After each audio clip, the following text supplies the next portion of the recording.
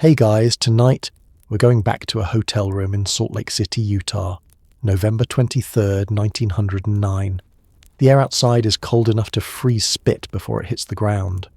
Inside room 214, a 22-year-old woman is about to give birth to a baby boy who will never take a single breath. His name will never be recorded. His grave will be forgotten for over a century. And his death will destroy not only his mother's body, but everything she believed about marriage, motherhood, and what women are supposed to be. You think you know this story. You think you know Rose Wilder Lane, the daughter of Laura Ingalls Wilder, the woman who helped write the Little House books, the pioneering journalist, the libertarian philosopher. But what if I told you that version skips the most important chapter? The chapter where she became a mother for exactly 0 seconds. The chapter where the Victorian dream of womanhood died alongside an unnamed infant in a Utah hotel room. This is the story Rose never wanted you to know. Rose Wilder Lane sits on the edge of a hotel bed in Salt Lake City, and the first thing she notices is that her back is killing her.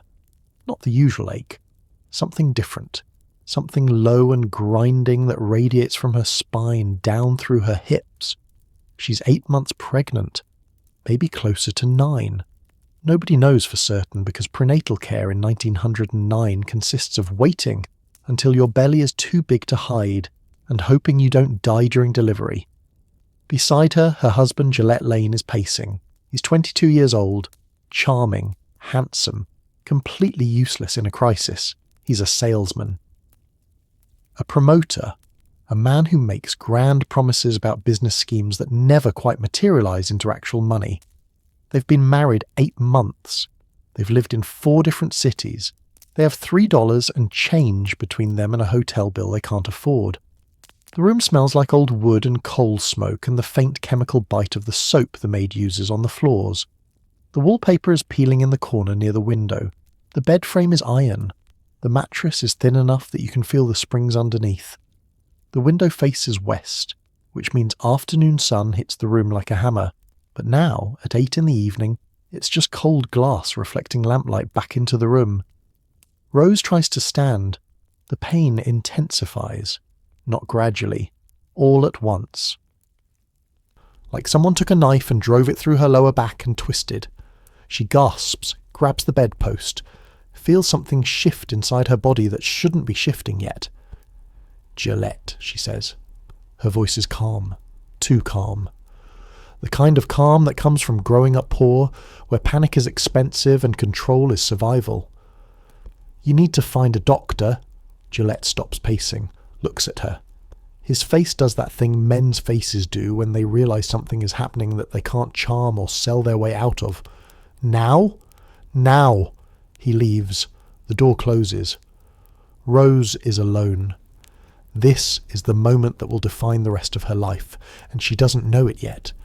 She's thinking about practical things, about whether they can afford a doctor, about whether the hotel will let them stay if they can't pay, about whether her mother Laura, back in Missouri, will ever forgive her for marrying Gillette in the first place. She's not thinking about the fact that her baby is coming too early, that 8 months is not 9 months, that premature infants in 1909 don't survive, that the medical profession has no idea how to save a baby born before its lungs are fully developed. The pain comes again, harder this time. Rose doubles over, grabs the bedpost with both hands, feels her water break, warm liquid soaking through her dress, through her undergarments, pooling on the floor beneath her feet. This is happening, ready or not, affordable or not, survivable or not. She manages to get herself onto the bed, lies on her side because lying flat makes the pain worse. Her dress is soaked. Her hair is coming loose from its pins. She can taste copper in her mouth. Fear tastes like copper, like blood, like the metallic edge of knowing that something is going wrong, and you have no power to stop it. The door opens. Gillette returns with a doctor. Maybe. The man is wearing a suit, carrying a black bag. He's older, 50 maybe. Grey hair, tired eyes. The kind of eyes that have seen too many women die in childbirth and stopped being surprised by it. How far apart are the pains? He asks. Not gentle, not unkind, just professional, clinical. The same tone you'd use to ask someone when their train arrives. I don't know, Rose says. They started maybe 20 minutes ago. They're close, very close. The doctor sets his bag on the table, opens it, pulls out instruments Rose can't identify in the lamplight. How many months? 8, maybe 8.5. The doctor doesn't react. Doesn't say what Rose already knows. That 8 months is too early, that this baby's coming whether it's ready or not, that the outcome is already written in medical statistics that say premature infants die. Almost always. Almost without exception. I'm going to examine you, the doctor says. Your husband should wait outside. Gillette leaves. Gladly. Men in 1909 are not expected to participate in childbirth. They're expected to pace in hallways and smoke cigars and pretend they're not terrified. The examination is invasive and humiliating and painful. The doctor's hands are cold. His instruments are colder. He presses on her belly, palpates, measures. Does things Rose doesn't understand and wouldn't want to understand, even if she had the medical vocabulary to comprehend them. Finally, he pulls back, washes his hands in the basin, dries them on a towel, turns to face her with an expression that communicates everything before he speaks a single word. The baby is coming tonight, he says. It's premature. You need to understand that premature infants rarely survive. Even if the birth goes well, the baby may not breathe, or it may breathe for a few minutes and then stop. There's nothing I can do to change that. Medicine doesn't have answers for prematurity. Rose hears the words, processes them, files them away in the part of her brain that handles catastrophic information by refusing to believe it until catastrophe actually arrives. What do I need to do? Push when I tell you to push. Don't push when I tell you not to. Try to stay calm. Screaming waste energy you'll need later. Practical advice for an impractical situation. Rose nods. She's good at practical. She's Laura Ingalls Wilder's daughter. She was raised on stories of pioneer survival, of women giving birth in covered wagons, of infants born during blizzards who lived because their mothers refused to let them die. She can do this. She has to do this. There's no alternative. The labour lasts 4 hours. 4 hours that feel like 4 years. 4 hours of pain that redefines what pain means. 4 hours of pushing and breathing and trying not to scream because the doctor said screaming wastes energy. At 12:43 in the morning on November the 24th, 1909, Rose Wilder Lane gives birth to a baby boy. He doesn't cry. He doesn't breathe. The doctor holds him for maybe 10 seconds, checks for a heartbeat, checks for breathing, finds neither, sets the baby on the table. Covers him with a towel, turns his attention back to Rose because the mother is alive and the mother can be saved, and the baby is already gone. I'm sorry, the doctor says, and then he gets to work delivering the afterbirth and making sure Rose doesn't hemorrhage to death. Rose doesn't look at the baby, can't look. If she looks, it becomes real. If she looks, she has to accept that she just spent 8 months carrying a child who was dead before he entered the world. If she looks, she becomes a mother and a bereaved mother simultaneously, and her brain can't process both identities at once. The doctor finishes his work, gives her instructions about rest and bleeding and when to worry, tells Gillette to fetch him if fever develops, takes his payment, $3, everything they had, leaves, the baby stays on the table. Covered by a towel, small enough that you could hold him in one hand, born too soon, died too fast, never named, never acknowledged, never allowed to exist in any meaningful way. Gillette looks at Rose. Rose looks at the ceiling. Neither of them speaks. By dawn, the hotel managers arrange for the baby's burial. Mount Olivet Cemetery, Section N, Lot 46. Grave 1. Cost $2 they don't have and will owe for months. The baby is buried that afternoon. November 24th, 1909. No funeral, no service, no mourning ritual.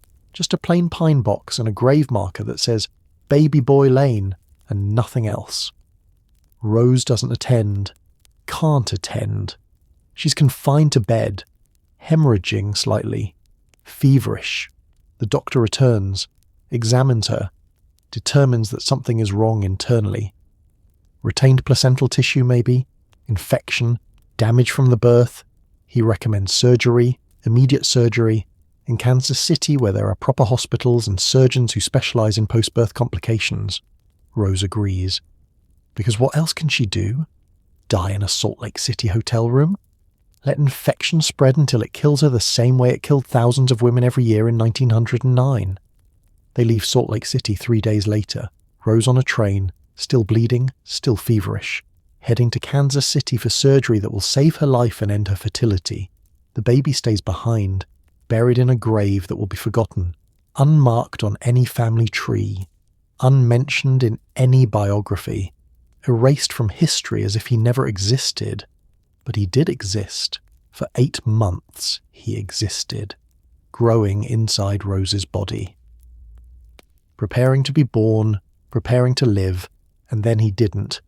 Kansas City, December the 1909.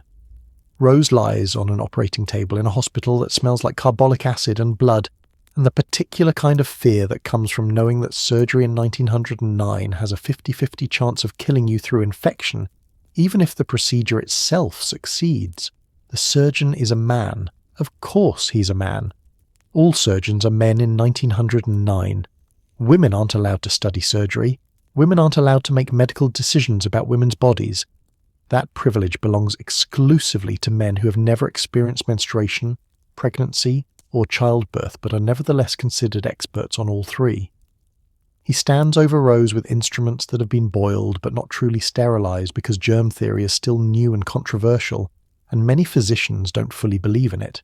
He's wearing a white coat, rubber gloves, a surgical mask, all of which are recent innovations that half the medical profession considers unnecessary theatrics. You're going to feel pressure, he says, not pain, pressure. That's what doctors say when they mean it's going to hurt like nothing you've ever experienced, but they don't want you to panic before they've started cutting. Rose is awake. Partially. They've given her ether. Enough to dull the pain, but not enough to render her fully unconscious, because ether is expensive, and women's pain is considered less important than conserving medical supplies. She can feel her body. Can feel hands inside her body. Can feel the surgeon working, cutting, removing something. She doesn't know what, doesn't want to know. The surgery lasts 90 minutes. 90 minutes during which Rose drifts in and out of consciousness, in and out of pain, in and out of awareness that something fundamental is being taken from her, and she has no power to stop it. When she wakes fully, hours later, the surgeon is standing beside her bed. Gillette is in the corner. Both men look uncomfortable, the particular kind of uncomfortable that comes from having to deliver bad news to a woman who just survived surgery. The procedure was successful, the surgeon says. Successful. That's the word he uses, as if removing a woman's ability to bear children qualifies as success. We removed infected tissue, repaired damage from the birth. You should recover fully within 6 to 8 weeks. Rose's mouth is dry. Her throat hurts from the ether. Her abdomen feels like it's been torn open and sewn back together, which is exactly what happened. "Can I have children?" she asks. The surgeon hesitates, looks at Gillette, looks back at Rose. No. 1 word. 2 letters. The end of everything Victorian society told Rose she was supposed to be. The damage was extensive, the surgeon continues. Uses medical terminology Rose doesn't understand. Uterine wall, cervical trauma, sepsis risk. What he means, in language anyone can understand, is that Rose Wilder Lane will never carry another pregnancy, will never give birth, will never be a mother. At 22 years old, her reproductive life is over. She doesn't cry. Crying is for women who have the luxury of emotional breakdowns. Rose is lying in a hospital bed in Kansas City with medical bills she can't pay, a husband who can't support her, and a future that just collapsed into something unrecognizable. "Thank you," she says, because that's what women are supposed to say to doctors who save their lives by destroying their fertility. "Thank you for not letting me die. Thank you for making sure I survive, even though I'll never fulfill the only role society values in women." Gillette doesn't say anything. What is there to say? His wife is barren, that's the word people will use. Barren, like she's a field that won't grow crops, like she's a failure of nature. Like her value as a woman died on an operating table in Kansas City while a male surgeon cut away her future and called it successful. They leave the hospital 10 days later. Rose can walk, barely. Can't lift anything heavier than 5 pounds. Can't do any physical labour for 6 weeks. Can't afford to avoid physical labour because they're broke, and survival requires work regardless of whether your body's ready for it. The medical bill is $47. $47 they don't have. $47 they'll be paying off for the next 2 years.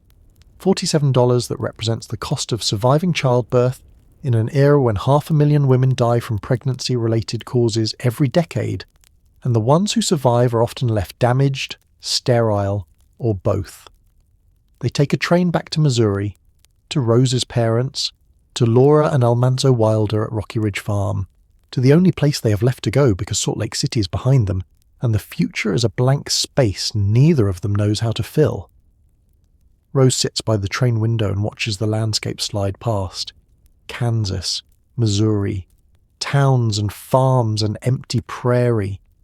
She's thinking about the baby, the son who never drew breath, the grave in Salt Lake City she'll probably never visit, the fact that she was a mother for 8 months and then she wasn't and now she never will be again. She's thinking about Gillette, about their marriage, about the fact that Victorian marriages are built on the assumption that children will come, that children bind couples together, that motherhood gives women purpose and identity and social value. Without children, what is marriage except 2 people living in the same space pretending they have a reason to stay together? She's thinking about her mother Laura, about Laura's unnamed son who died at 12 days old, about grandmother Carolyn Ingalls who lost baby Freddie at 9 months, about 3 generations of Wilder and Ingalls women who lost infant sons, about whether this is hereditary sorrow or just the brutal mathematics of 19th century infant mortality, where 1 in 5 babies dies before their first birthday. She's thinking about what comes next, about who she's supposed to be now that she's not going to be a mother, about whether Gillette will leave her, about whether she even wants him to stay, about whether this marriage was a mistake from the beginning, and the baby's death just revealed a truth that was always there. The train rocks. The wheels clack against the tracks. The rhythm is almost soothing. Almost. If you can ignore the pain in your abdomen and the emptiness in your arms and the knowledge that you just lost something you can never get back. Rose closes her eyes, doesn't sleep, just closes her eyes and breathes and tries to imagine a future that doesn't include the things she thought her life would be. She can't imagine it. Not yet. The wound is too fresh. The loss is too new.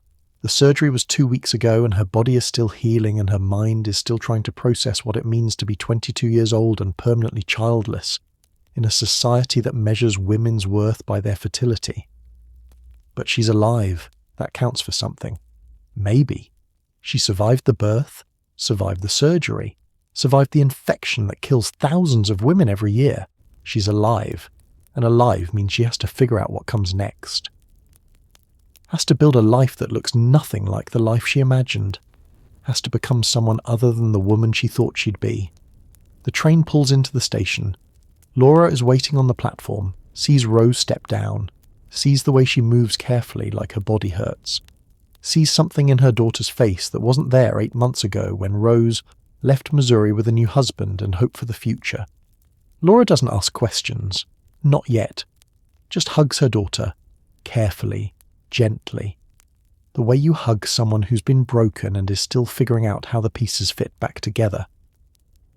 They walk to the wagon. Rose sits. Gillette climbs up beside her. Laura drives. Nobody speaks. What is there to say that the silence isn't already communicating? The road to Rocky Ridge Farm is 12 miles. 12 miles of Missouri countryside. Trees and hills and the Ozark landscape that's supposed to represent a fresh start, but right now just represents another place where Rose has to figure out how to survive. But here's what Rose doesn't know yet. Here's what nobody knows in December 1909. This catastrophe, this loss, this forced sterility that feels like the end of everything. It's going to be the beginning of something else entirely. Something that wouldn't have existed if the baby had lived. Something that requires Rose to be untethered from motherhood, untethered from the Victorian script of wife and mother and domestic angel. She's going to become a writer, a journalist, a novelist, a political philosopher, one of the 3 founding mothers of American libertarianism. A woman whose influence on 20th century thought is so profound that her ideas still shape political discourse a century later. But she doesn't know that yet. Right now, she just knows she hurts. Right now, she just knows she lost a baby and her fertility and maybe her marriage. Right now, she's just trying to survive the next hour, the next day, the next week. The wagon rolls toward Rocky Ridge Farm. The sun is setting. The December air is cold. Rose pulls her coat tighter, feels the ache in her abdomen where the surgeon cut away her future.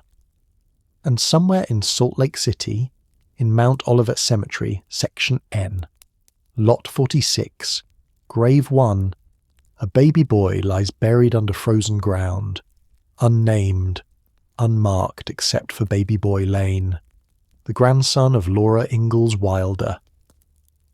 The son who was supposed to carry the family forward into the next generation. He'll stay there for over 100 years, forgotten. Until genealogists in the 21st century discover his grave and finally ask the question that nobody asked in 1909. What happened to Rose Wilder Lane's baby? Rocky Ridge Farm, December 1909. Rose sits at the kitchen table in her parents' house and stares at a cup of coffee she hasn't touched.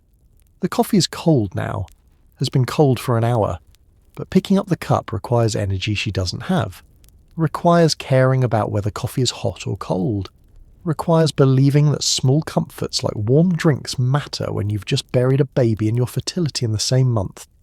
Laura moves around the kitchen, making bread, feeding the chickens through the back door, doing the 1,000 small tasks that keep a farm household running. She doesn't ask Rose how she's feeling, doesn't mention the baby, doesn't say the words that are sitting in the room like a third person nobody wants to acknowledge. Because what is there to say? In 1889, Laura gave birth to an unnamed son who lived 12 days. Rose knows this. Everyone in the family knows this. But nobody talks about it. Just like nobody's going to talk about Rose's son. Just like nobody talked about Grandmother Carolyn's baby Freddie, who died at 9 months old back in 1876. 3 generations of Wilder and Ingalls women, 3 dead baby boys, 3 silences that grow heavier with each repetition. This is how grief works in 1909. You don't process it. You don't talk about it. You don't seek support or counselling or any of the frameworks that might help you survive catastrophic loss. You put it in a box, lock the box, bury the box somewhere deep inside where it can't hurt you. Except it does hurt you, every single day, for the rest of your life. Rose understands this instinctively. She's Laura Ingalls Wilder's daughter.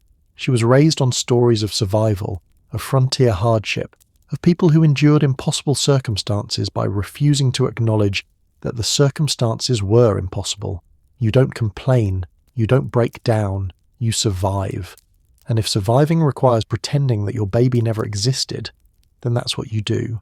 Almanzo's in the barn. He's always in the barn these days. Since Rose and Gillette arrived 3 weeks ago, he's spent most of his time out there, repairing equipment, feeding animals, doing anything that keeps him away from the house where his daughter is sitting at the kitchen table with dead eyes and a body that's still healing from surgery that destroyed her future. He doesn't know what to say to her, doesn't know how to help, so he stays in the barn. It's not cruelty, it's not indifference, it's the way men in 1909 handle women's suffering. They retreat. They work. They pretend the suffering isn't happening because acknowledging it requires emotional vocabulary they don't possess. Gillette is outside somewhere, walking the property, smoking cigarettes, avoiding Rose the same way Almanzo's avoiding her. Their marriage is dying, both of them know it. Neither of them will say it out loud because saying it out loud makes it real, and real requires decisions they're not ready to make. They're sleeping in separate rooms. Rose in her old childhood bedroom, Gillette in the small room off the kitchen that Laura uses for sewing. Separate beds, separate spaces, separate lives already, even though they're still technically married and living under the same roof. This is what happens when a marriage loses the only thing holding it together. When the baby who was supposed to be the reason for staying married dies before he's born. When grief turns into blame and blame turns into silence, and silence turns into a wall that neither person knows how to climb. Rose doesn't blame Gillette for the baby's death. Not exactly. But she can't look at him without remembering Salt Lake City. Without remembering the hotel room, without remembering that they were there because Gillette was chasing another business scheme that went nowhere, that they were travelling constantly because Gillette couldn't hold a stable job, that they were broke because Gillette's charm didn't translate into actual income. Maybe the baby would have died anyway. Maybe 8 months premature is 8 months premature regardless of where you're living or how much money you have. Maybe medical science in 1909 simply couldn't save a child born that early. But maybe if they'd been settled, if Rose had seen a doctor, if she hadn't been stressed and travelling and working right up until labour started, maybe then the baby would have lived. She doesn't say this to Gillette, doesn't accuse him, but the thought is there. Sitting between them like a third person at every meal they eat together, every time they pass in the hallway, every time they make eye contact and then look away because eye contact requires acknowledging that they're both drowning and neither of them knows how to save the other. Laura watches all of this and says nothing. She's seen marriage strain before, lived through it herself when Almanzo was sick and the crops failed, and they were so poor that eating was a luxury they couldn't always afford. She knows that some marriages survive catastrophe and some don't. She knows that you can't force people to stay together if the foundation has cracked. But Rose is her only child, the only baby she had who lived. And watching Rose break is breaking Laura in ways she won't admit even to herself. By January 1910, it's clear that Rose and Gillette can't stay at Rocky Ridge Farm forever. The house is too small, the silence is too heavy, the marriage is too dead to pretend otherwise. They leave in early February, going back to Kansas City, going back to the world where they have to figure out how to survive separately or together, going back to the reality that the last 3 months have been avoiding. Rose hugs her mother goodbye, doesn't cry. Crying is weakness, and weakness is dangerous when you're this close to complete collapse. "You'll be all right," Laura says, not a question, a statement, a command. "You will be all right because you're my daughter and we don't fall apart. We survive." Rose nods, gets on the train, sits by the window, watches Rocky Ridge Farm disappear into the Missouri landscape. She's 23 years old. Married to a man she doesn't love anymore, unable to have children, facing a future that looks nothing like what she thought her life would be. But she's alive, and alive means she has to keep going, has to figure out who Rose Wilder Lane is when she's not a mother, when she's not successfully married, when she's not the person Victorian society told her she was supposed to be. The train rolls toward Kansas City, toward whatever comes next, toward the slow, painful dissolution of a marriage that was already dead the moment a baby boy was buried in Salt Lake City without anyone speaking his name. Kansas City, February 1910. Rose stands in front of a mirror in a boarding house room and practices smiling.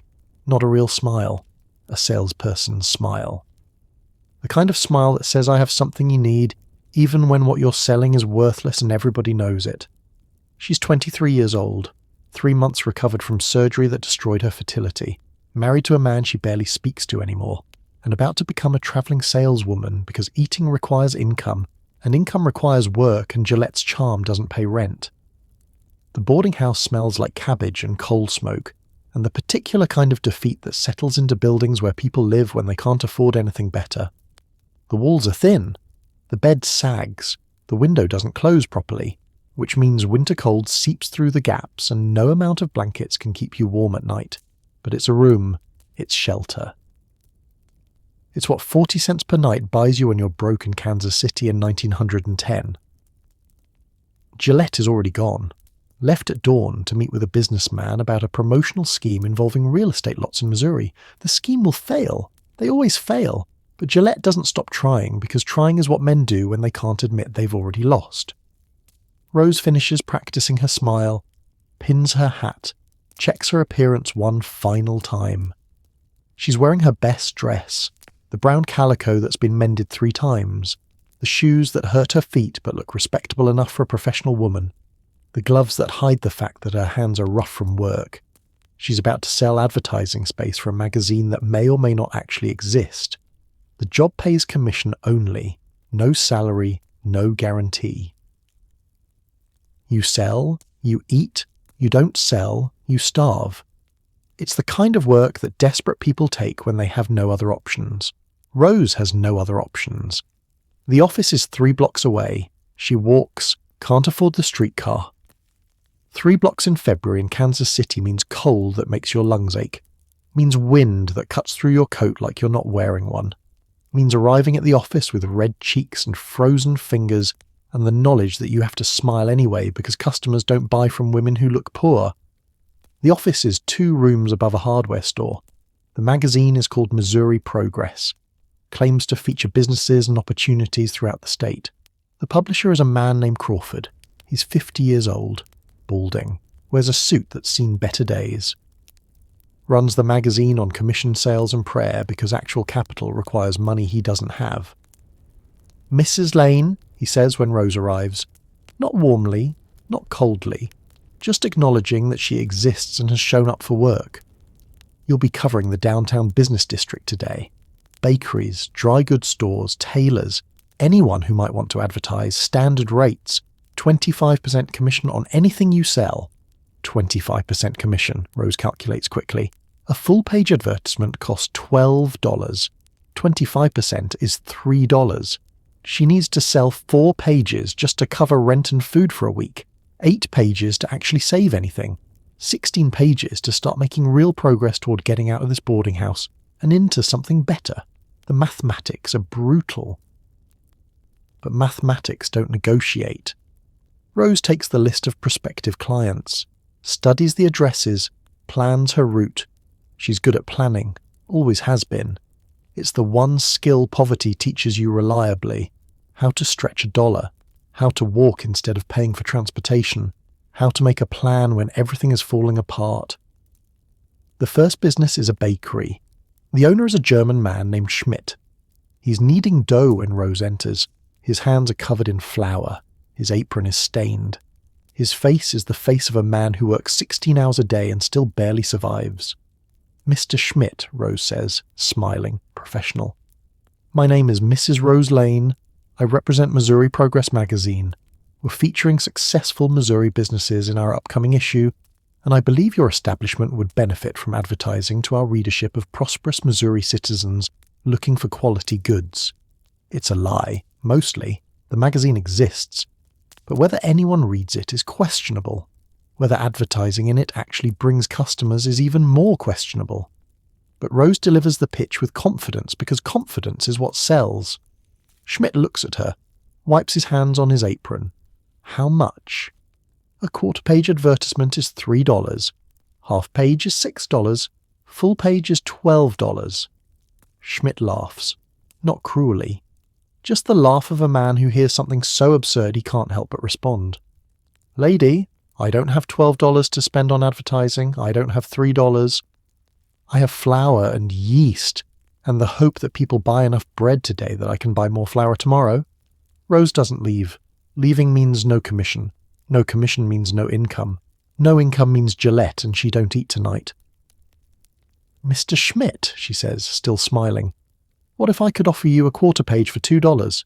Payable in 30 days. You could see results before you pay." This is not authorized. Crawford never said she could negotiate prices. Never said she could offer payment plans. But Crawford isn't here, and Rose needs this sale. Schmidt considers. Wipes his hands again. Looks at Rose with the kind of look that says he knows she's desperate and he's desperate and maybe 2 desperate people can help each other. $1.50, he says. Payable in 60 days, Rose calculates. $1.50. 25% commission is 37.5 cents. Less than a day's rent. Less than a meal for 2 people. Less than what she'd make hemming towels in a dress shop. But it's something. And something is better than nothing when you're broke. Deal, Rose says. She closes 7 sales that day, 7 businesses. Total advertising value, $19.50. Her commission, $4.87. She negotiated every single sale down from the standard rates because nobody has money in 1910 Kansas City, and desperation recognizes desperation. When she returns to the office, Crawford looks at her sales sheet and frowns. You're not authorized to negotiate prices. The clients couldn't afford standard rates, Rose says, calm, matter of fact. I sold 7 pages at reduced rates, or I sold 0 pages at standard rates. Which would you prefer? Crawford stares at her, realizes she's right, realizes that $4.87 in commission means $19.50 in revenue for him, realizes that this woman just outsold every other salesperson he has. Fine, he says, but don't make a habit of it. Rose makes a habit of it. Within 2 weeks, she's the top salesperson at Missouri Progress. Not because she's more charming than Gillette, not because she's better at lying, but because she understands something Gillette doesn't understand. Selling isn't about charm, it's about need. You find out what people need, you offer them a version of it. You make them believe that giving you money will solve their problem even when it won't. She's good at it. Better than she wants to be. Better than a woman is supposed to be in 1910 when women's work is supposed to be domestic and nurturing and anything except competing with men in commercial spaces. But Rose isn't domestic anymore. Can't be nurturing when there's no child to nurture. Can only work. And if work requires selling lies to desperate bakers and tailors and shopkeepers, then that's what she'll do. Because the alternative is starving, and Rose Wilder Lane has survived too much to starve in a Kansas City boarding house. Gillette comes home that night. His real estate scheme fell through. Again. He made no money. Again. He's frustrated, defeated. The particular kind of defeated that comes from recognizing you're failing at the one thing men are supposed to be good at. Providing. Rose doesn't say anything. Just hands him $2, her share of today's commission, the money they need for tomorrow's rent. He takes it, doesn't thank her, doesn't acknowledge that his wife is now supporting them. Just takes the money and puts it in his pocket and stares at the wall like he's trying to figure out how his life became this. The marriage is dying. Both of them know it. Neither of them will say it out loud yet, but money doesn't lie. And the fact that Rose is earning more than Gillette, that's the truth that's going to kill them. Cincinnati, Ohio, March 1911.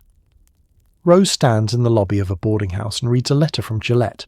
He's in New York, chasing another opportunity, another scheme, another promise that's going to solve all their problems and make them rich, and finally give them the stability they've been chasing since the day they married. The letter is 3 weeks old, arrived yesterday. Gillette didn't leave a return address, didn't say when he'd be back, didn't send money. Just wrote 3 pages about how this time is different. This time it's going to work. This time they'll have enough. Rose folds the letter, puts it in her pocket. Doesn't cry. Hasn't cried in months. Crying requires believing that things could be different. Requires hope. And hope died in a Salt Lake City hotel room 17 months ago. She's been in Cincinnati for 6 weeks, selling subscriptions to a farm journal, door to door, farm to farm, walking miles every day through Ohio countryside trying to convince farmers who barely have money for seed to spend $2 on a magazine they'll never read. She's good at it, better than she wants to be, better than Gillette ever was. She can walk up to a farmhouse, knock on the door, smile at whoever answers, and convince them that this magazine will change their lives. She knows it won't, knows it's a lie, but lying is what salespeople do. And eating requires income, and income requires lying. The boarding house landlady is watching her from behind the desk. Middle-aged woman, grey hair, face like old leather. Seen too many transient salespeople come through her establishment to have illusions about any of them.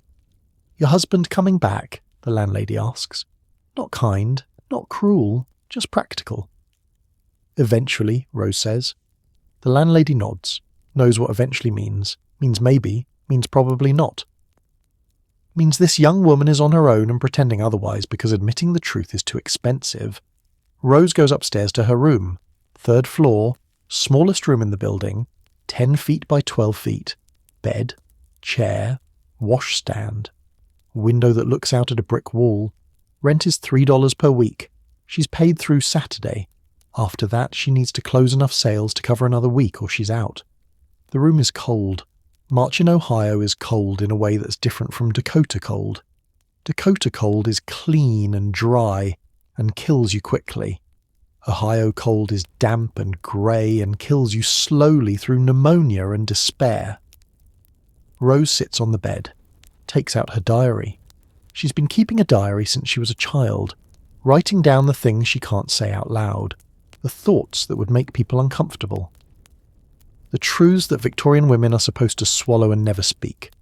She writes, March 15th, Cincinnati. Gillette is in New York. I am here. We are married in name only. I do not know if I love him anymore. I do not know if I ever did. I know only that I am tired. So tired of moving. Tired of selling. Tired of pretending that any of this means something. She closes the diary.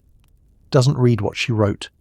Reading it would require acknowledging that her marriage is dead and she's just walking around with the corpse. By April, she's in Louisville. By May, back in Missouri. By June, headed to Maine because Gillette has heard about opportunities there. Opportunities. That word has come to mean places where Gillette will fail in new and creative ways while Rose does the actual work of keeping them alive. Maine. August 1911. They're together again, reunited after 4 months apart, living in a rented room in Portland. Gillette is selling advertising. Rose is selling subscriptions. They're both exhausted. Both broke, both pretending that this is temporary and soon things will improve. They don't improve. Rose wakes up one morning in the Portland room and realizes she doesn't remember the last time Gillette touched her. Not sexually, just touched her. Put his hand on her arm, kissed her forehead. Any of the small physical intimacies that husbands and wives are supposed to share. They sleep in the same bed because they can't afford separate rooms. But they might as well be sleeping in different states. There's a wall between them. Built from grief and disappointment and the unbridgeable gap between who they thought they'd be and who they actually are. She thinks about the baby sometimes, the son who never breathed, wonders what he would have looked like, whether he would have had her eyes or Gillette's, whether having a child would have saved the marriage or just trapped her more completely. She's glad he died. The thought appears in her mind unbidden and horrifying. But it's true. If the baby had lived, she'd be tied to this marriage forever, tied to Gillette, tied to a life of following him from city to city, while he chases dreams that never materialize. The baby's death freed her. Eventually, when she's ready to admit the marriage is over, when she's ready to walk away, she's not ready yet. Not quite. Victorian women don't walk away from marriages just because they're unhappy. They endure. They suffer in silence. They make the best of bad situations because that's what women do. But Rose is starting to understand something that will change her entire life. Enduring doesn't make you noble. It just makes you a prisoner with better manners. By 1912, they're back in Kansas City. Rose has been offered a better position. Real wages, not commission. $40 per month to work as an assistant to a real estate developer. It's the most stable income she's had since she married Gillette. Gillette is selling insurance, or trying to. He's not good at it. Keeps getting fired. Keeps starting over. Keeps promising Rose that the next job will be different. Rose stops listening to his promises, stops asking questions. Just goes to work, comes home, eats dinner, goes to bed. Exists in a marriage that's a marriage in legal terms only. She writes in her diary, I have become a machine. I work, I earn, I pay rent, I feed myself and my husband. I do not feel anything anymore. The grief is gone. The love is gone. There is only work and sleep and the passage of days that mean nothing. This is what depression looks like in 1912, not the clinical diagnosis, not the therapy or medication that won't exist for decades. Just a woman moving through life like she's already dead, functioning, surviving, but not living. By 1913, Rose is 26 years old. She's been married 4 years, has lived in at least 8 different cities, has worked a dozen different jobs, has saved exactly nothing because every dollar she earns goes to rent and food and keeping them marginally above destitution. She looks at other women sometimes, women her age with children, women who seem happy, or if not happy, at least content, at least certain about their lives and their roles and their futures. Rose has no certainty, just the growing conviction that this life, this marriage, this endless wandering, this performance of being Mrs. Gillette Lane is killing her as surely as the surgery in Kansas City killed her fertility. Something has to change. She doesn't know what yet, doesn't know how, but she knows that if she stays in this marriage much longer, there won't be anything left of Rose Wilder Lane except the ghost of a woman who used to believe in possibilities. San Francisco, December 1914. Rose stands outside the San Francisco Bulletin offices on Market Street and stares at the door like it might bite her. She's here to apply for a job, not selling, not commission work, a real job, reporter, feature writer, salary. She's 28 years old. She's been married 6 years. She hasn't lived with her husband in months. She's spent the last 5 years moving from city to city selling things nobody needs to, people who can't afford them. And she's done. The Bulletin building is 6 stories, stone and iron, solid, permanent, the kind of building that says we've been here for decades and will be here for decades more. It's the opposite of every boarding house and hotel room Rose has lived in since she married Gillette. She's wearing her best dress, still the brown calico that's been mended more times than she can count. Still the shoes that hurt, but she's pinned her hair carefully, pressed the dress, made herself look like someone who deserves to be hired. She doesn't feel like that person. Feels like a woman who's been beaten down by 5 years of poverty and failure and a marriage that's corpse. But she's learned something important about selling. You don't have to believe the product. You just have to make other people believe it. So Rose walks through that door, into the lobby, up to the receptionist, says the words she's been practicing for 3 days. I'm here about the reporter position. I have experience, telegraph work, sales. I can write. I'd like to interview for the job. The receptionist looks at her, sees the worn dress, sees the desperation Rose is trying to hide, probably sees a dozen women like this every week, women who need work, women who think they can write just because they know how to hold a pen. Do you have samples? The receptionist asks. Published work? Rose doesn't have published work. Has notebooks full of stories she's written alone in boarding house rooms. Has letters she's sent to magazines that came back rejected. Has nothing that proves she can do this job except the conviction that if she doesn't get it, she's going to spend the rest of her life selling things she doesn't believe in to people who can't afford them. I can write you something now, Rose says. Give me a topic. Give me 30 minutes. I'll show you what I can do. The receptionist hesitates. This is irregular. You don't just give applicants tests on the spot, but something in Rose's face, the desperation maybe, or the intelligence burning through the exhaustion, makes her pause. Wait here, the receptionist says. She disappears into the back, returns 5 minutes later with an editor, middle-aged man, ink-stained fingers, face of someone who's read 10,000 bad articles and is tired of wasting time. You're the woman who wants to write something to prove she can do the job, he asks. Yes, sir.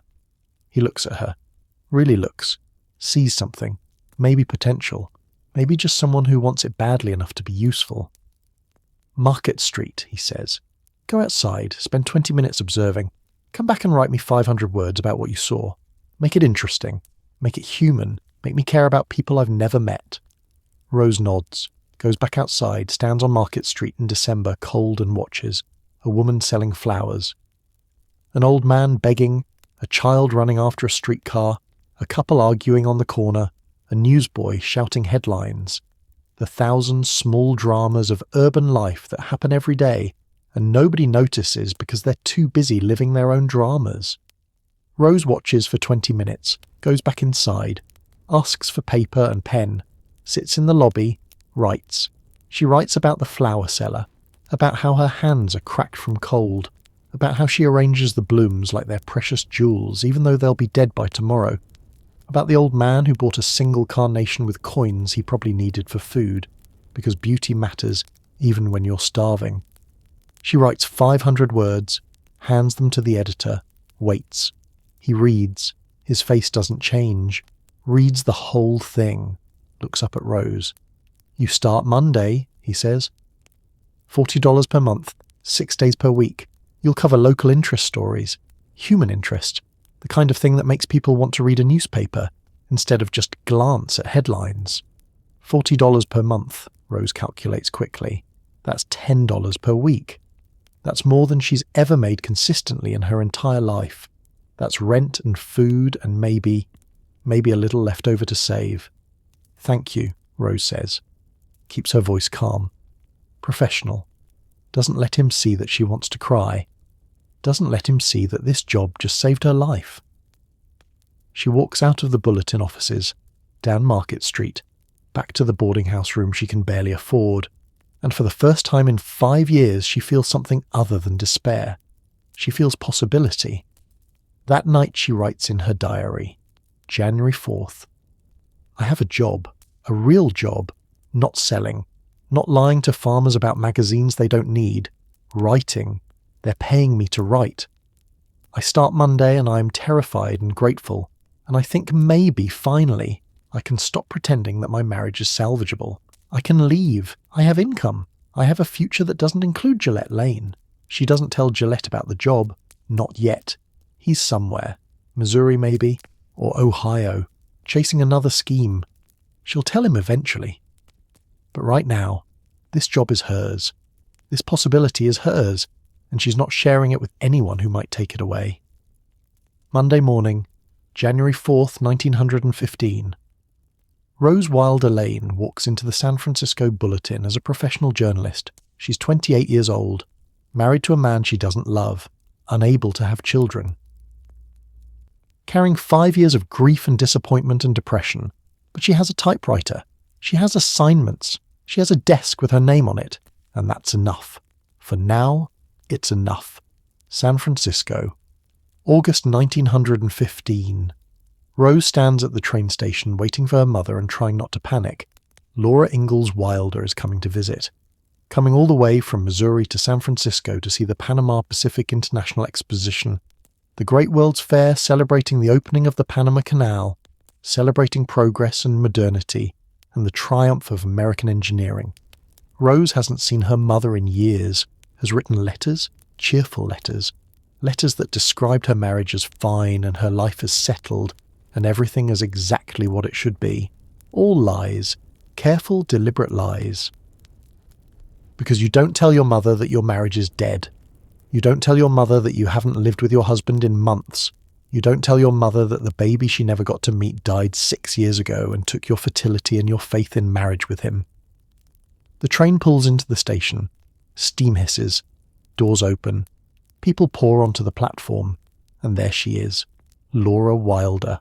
48 years old. Small woman. Prairie woman. Face lined from years of sun and work. Wearing her best dress. The one she probably sewed herself because that's what prairie women do. They make do. They survive. They don't complain. Rose waves. Laura sees her. Smiles. That smile that used to mean safety when Rose was a child. That smile that now means obligation and performance and the need to pretend everything is fine. Rose. Laura embraces her daughter, holds her tight, steps back and looks at her. Really looks. The way mothers do when they're trying to see past the surface to the truth underneath. "Mama, you look wonderful. How was the journey?" "Long, but worth it. I've never been to California. Never seen the ocean. Never been to a city like this." Laura gestures around the station. The crowds, the noise, the sheer urban density of San Francisco. It's so much bigger than I imagined. Rose takes her mother's bag. Light bag. Laura doesn't own much. Never has. Grew up poor. Stayed poor most of her life. Only recently achieved anything resembling comfort on that Missouri farm. They take the streetcar to Rose's apartment. Small apartment, 1 bedroom. Respectable, but modest. The apartment of a working woman. A woman with a steady job at the Bulletin but not much savings. Laura doesn't ask where Gillette is. Not yet. But Rose can see the question in her mother's eyes. The careful way Laura looks around the apartment. Noting the single bed. The lack of men's clothing. The absence of any evidence that a husband lives here. Gillette is travelling, Rose says. Quick lie. Practice lie. Business. He's always travelling for business. Laura nods. Doesn't challenge it. Prairie women know when to let silence do the work. Know that sometimes the truth comes out sideways, in what's not said rather than what is. They spend the next 2 weeks together, going to the exposition, marvelling at the exhibits, the Palace of Fine Arts, the Tower of Jewels lit up at night with thousands of coloured lights, the massive buildings showcasing America's industrial might. Laura is enchanted. Writes letters to Almanzo back in Missouri describing everything she sees. The architecture, the crowds, the modern marvels, electric lights everywhere, moving pictures, demonstrations of new technology that would have seemed like magic 10 years ago. But she doesn't write about Rose's marriage, doesn't mention in her letters that Gillette never appears, that Rose lives alone, that something is clearly wrong, family collusion, family silence, the Wilder way of handling crisis. Don't speak it, don't name it. Pretend it isn't happening, and maybe it will resolve itself. One evening they're sitting in Rose's apartment after a long day at the exposition. Laura is writing another letter to Almanzo. Rose is reading the newspaper, professional habit now. She reads 3 newspapers every day, sees what other journalists are writing, studies the craft. You seem happy, Laura says, not looking up from her letter. Casual observation that's not casual at all. I am happy. Rose puts down the newspaper, considers what to say, how much truth to offer. The newspaper work suits me. I like writing. I like having a purpose. And Gillette. There it is. The question that's been waiting for 2 weeks to be asked. Gillette is Gillette. Rose keeps her voice neutral. He does what he does. I do what I do. We manage. Laura looks at her daughter. Long look. Assessing. Then nods. Goes back to her letter. Doesn't push. But Rose knows. Knows that her mother sees. Knows that the family silence is now a conspiracy of 2. Laura will go back to Missouri and tell Almanzo that everything is fine. That Rose has a good job and a nice apartment and seems content. She won't mention the absent husband. Won't mention the separate life her daughter is clearly living. Won't mention that marriage appears to be over in all but legal terms, because that's what Wilder women do. They survive, they endure, and they don't speak the unbearable truths out loud. San Francisco, January 1917. Rose sits at her desk in the apartment and stares at a blank page. She's been a journalist for 2 years now, written hundreds of articles, interviewed dozens of people, told other people's stories with clarity and compassion and professional detachment. But she's never written her own story, never put into words what happened in Salt Lake City 8 years ago. Never described the marriage that's been dead for longer than it was ever alive. She's going to write a novel, not about the baby. Can't write about the baby. That loss is too raw, too private, too completely unspeakable. But she can write about the marriage.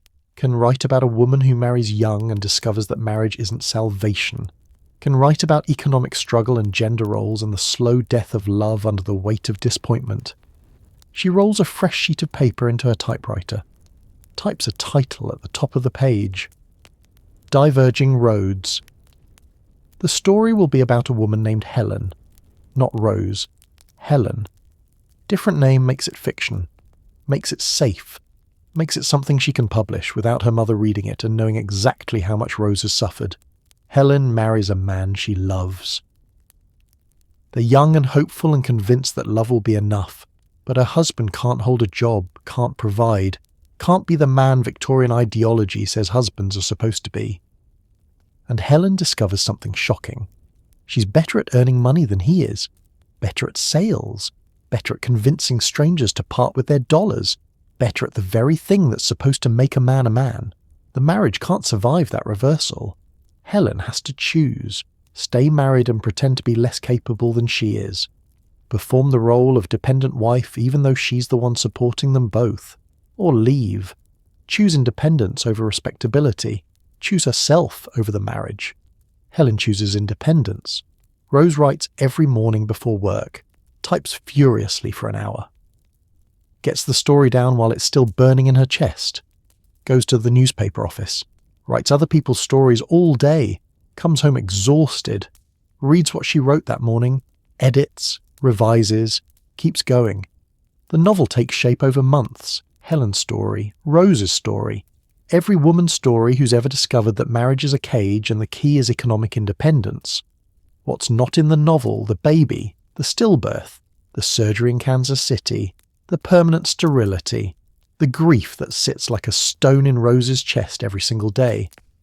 Those things are too true to write, too painful to turn into fiction. So Helen in the novel is simply childless, no explanation, no pregnancy, no loss. Just a woman who chooses work over domesticity. Rose finishes the manuscript in October 1917. Reads it through one last time. It's good, maybe not great, but honest, raw in places. A real story about real choices that real women face. She mails it to publishers in New York, waits, gets rejections, keeps sending it out. Finally, in early 1918, gets an acceptance, a real publisher, a contract, money. Diverging Roads will be published in late 1918, the same year Rose files for divorce. The timing isn't coincidence. Writing the novel was practice for the divorce, practice for naming what had gone wrong, practice for choosing herself over the expectations of society and family and Victorian womanhood. She meets Gillette one last time to discuss the divorce. They sit in a cafe, neutral territory, both of them calm, both of them knowing this is long overdue. "We don't have to do this," Gillette says. Automatic male response, trying to maintain control even when the relationship is already dust. "Yes, we do." Rose's voice is steady. "We stopped being married years ago. We're just making it legal now." Gillette looks at her. Really looks. Maybe seeing her clearly for the first time in years. Seeing a woman who doesn't need him, who never really needed him, who's built a life that has no room for failed husbands and broken promises. "You'll be fine," he says, not bitter, just factual. "I know," Rose meets his eyes. "So will you." The divorce is amicable, no fights, no lawyers arguing over property. They have no property, no children to divide custody over, no shared life to untangle except the legal document that says they're married. The judge grants the divorce in March 1918, 9 years after the wedding, 8 years after the baby died, 2 months before Diverging Roads hits bookstores. Rose walks out of the courthouse a free woman. No longer Mrs. Gillette Lane, just Rose Wilder Lane. Journalist, novelist, independent woman. She never remarries, never tries to have another child, never explains publicly why she chooses to live alone for the next 50 years. But those who read Diverging Roads understand. The novel is her explanation, her manifesto, her declaration that marriage is not the only life worth living, that women can choose something different, that economic independence is the foundation of every other freedom. Gillette remarries, twice, has the life he wanted, children maybe, conventional domesticity. Rose never asks, never cares. He becomes part of her past. A chapter closed, a mistake learned from and then left behind. In November 1918, Rose receives her first copy of Diverging Roads, holds the book in her hands, her name on the cover, her story between these pages. Not the whole story. The baby isn't there. That loss remains private, unspeakable. But enough of the truth is here, enough to say, this is what marriage cost me. This is why I walked away. This is who I choose to be. She opens the book to the first page, reads the opening sentence, Helen's voice, Rose's voice, every woman's voice who's ever had to choose between herself and the role society assigned her. And for the first time in 9 years, Rose feels something other than grief, and exhaustion and depression, feels something that might be pride, might be satisfaction, might be the beginning of becoming the person she was always supposed to be. The years pass. Rose doesn't count them anymore, doesn't mark anniversaries, doesn't visit the grave in Salt Lake City. That baby who never breathed becomes a sealed room in her memory. Door closed, lock turned, she travels constantly. Europe, Albania, Asia, everywhere except back to that Salt Lake City hotel room where everything ended. She writes, prolifically, journalism, novels, biographies, political manifestos. Words pour from her typewriter like water from a broken dam. Writing becomes the thing that fills the space where a child might have been. She never remarries, never tries to have another child. When people ask why, and they do ask because unmarried women in their 30s and 40s are curiosities, failures, objects of pity, she gives different answers depending on her mood. Sometimes, I prefer my freedom. Sometimes, marriage doesn't suit me. Sometimes, I have more important work to do. Never. I had a baby who died and the surgery destroyed my fertility, and I've spent 2 decades trying to make peace with that loss. Never the truth. The truth stays locked in that sealed room. By the 1930s, Rose is famous. Not celebrity famous. Intellectual famous.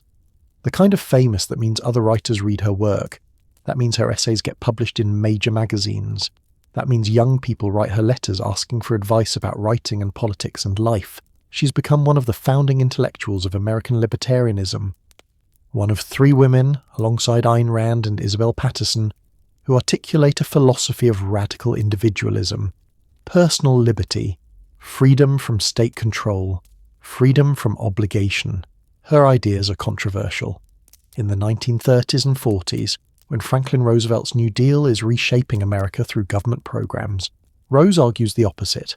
Less government, less intervention, more individual choice, more personal responsibility. Critics call her extreme, selfish, cold. They say her philosophy lacks compassion, lacks understanding of human interdependence, lacks recognition that some people need help. What they don't know, what Rose never tells them, is where that philosophy comes from. It comes from a hotel room in Salt Lake City where doctors told her they had to perform surgery to save her life. No choice. No consent. Just medical authority deciding what would happen to her body. It comes from years of depending on a husband who couldn't provide. Years of being trapped in a marriage because economic survival required it. Years of recognizing that dependence is a form of prison. It comes from realizing that the thing she'd been taught was mandatory. Marriage, motherhood, domestic life was actually optional. Painful to lose. But not the only path to a meaningful existence. Her libertarian philosophy isn't abstract theory. It's lived experience translated into political thought. It's trauma transformed into ideology. By the time she's 60, Rose has done something remarkable. She's helped her mother, Laura Ingalls Wilder, write and publish the Little House series. Those books about frontier childhood and family resilience that will sell millions of copies and shape American cultural memory for generations. Rose's role in creating those books is complicated, controversial. Some say she was just an editor. Some say she was a ghostwriter. Some say she was essentially a co-author. What's undeniable is the irony. Rose, who lost her only child. Rose, who never had a family of her own. Rose, who rejected traditional domesticity completely. She's the one who helped create the most beloved literary celebration of family life in American history. The psychology of that is almost unbearable to contemplate. Writing about her mother's idyllic frontier childhood, editing stories about family togetherness and parental love, creating narratives of childhood safety and warmth, all while carrying the knowledge that her own child is buried in an unmarked grave in Utah. Maybe it was therapeutic. Vicarious experience of the childhood she never got to give her son. Maybe it was torture. Constant reminder of what she'd lost. Probably both, simultaneously. Rose doesn't explain, doesn't psychoanalyze herself in her journals, doesn't offer neat interpretations of how her loss shaped her choices. She just keeps working, keeps writing, keeps building the intellectual legacy that will outlive her by decades. October 30, 1968. Rose Wilder Lane dies in her home in Danbury, Connecticut. 81 years old, alone, childless, never remarried. She leaves behind an enormous intellectual legacy. Books, essays, political manifestos, thousands of letters. A reputation as one of the founding mothers of American libertarianism. But she doesn't leave behind children, grandchildren, descendants who carry her name or her blood forward into the future. The obituaries mention her literary work, her collaboration with her mother on the Little House books, her political philosophy, her unconventional life as an independent woman who travelled the world and answered to no one. Not one obituary mentions the baby. The stillborn son buried in Salt Lake City 59 years earlier. That loss has been so thoroughly erased from public memory that even in death, Rose doesn't get to be remembered as a mother who lost her child. The grave itself sits forgotten. Mount Olivet Cemetery, Salt Lake City. Section N, Lot 46, Grave 1. Small marker. Baby Boy Lane, 1909-1909. No indication that this is the grandson of Laura Ingalls Wilder. No mention that his mother became a famous writer and political theorist. The grave would remain essentially forgotten for another century. Not until the 2010s would genealogists using digital databases locate the burial site and connect it to Rose's story. Not until then would people begin to understand that Rose Wilder Lane had been a mother, however briefly. That her childlessness wasn't simply a choice or preference, but the result of medical trauma and irreversible loss. For 100 years, that baby existed only as a footnote in biographical material. A single sentence. Rose had a stillborn child. No name, no grave location, no acknowledgement of what that loss meant. This erasure wasn't accidental, it was structural. Built into how early 20th century American culture handled stillbirth and maternal grief. Stillborn babies weren't real babies in the social understanding of that era. They hadn't lived, hadn't breathed, hadn't been baptized or named or incorporated into family life. They were losses, certainly, but not deaths in the way that living children's deaths were deaths. Mothers who lost stillborn babies were expected to grieve briefly and quietly, then move on, try again. Have another baby to replace the one who died. Certainly not dwell on the loss, not speak about it publicly, not claim the identity of bereaved mother when there was no living child to mourn. Rose internalized that cultural silence. She almost never mentioned her son in her extensive correspondence.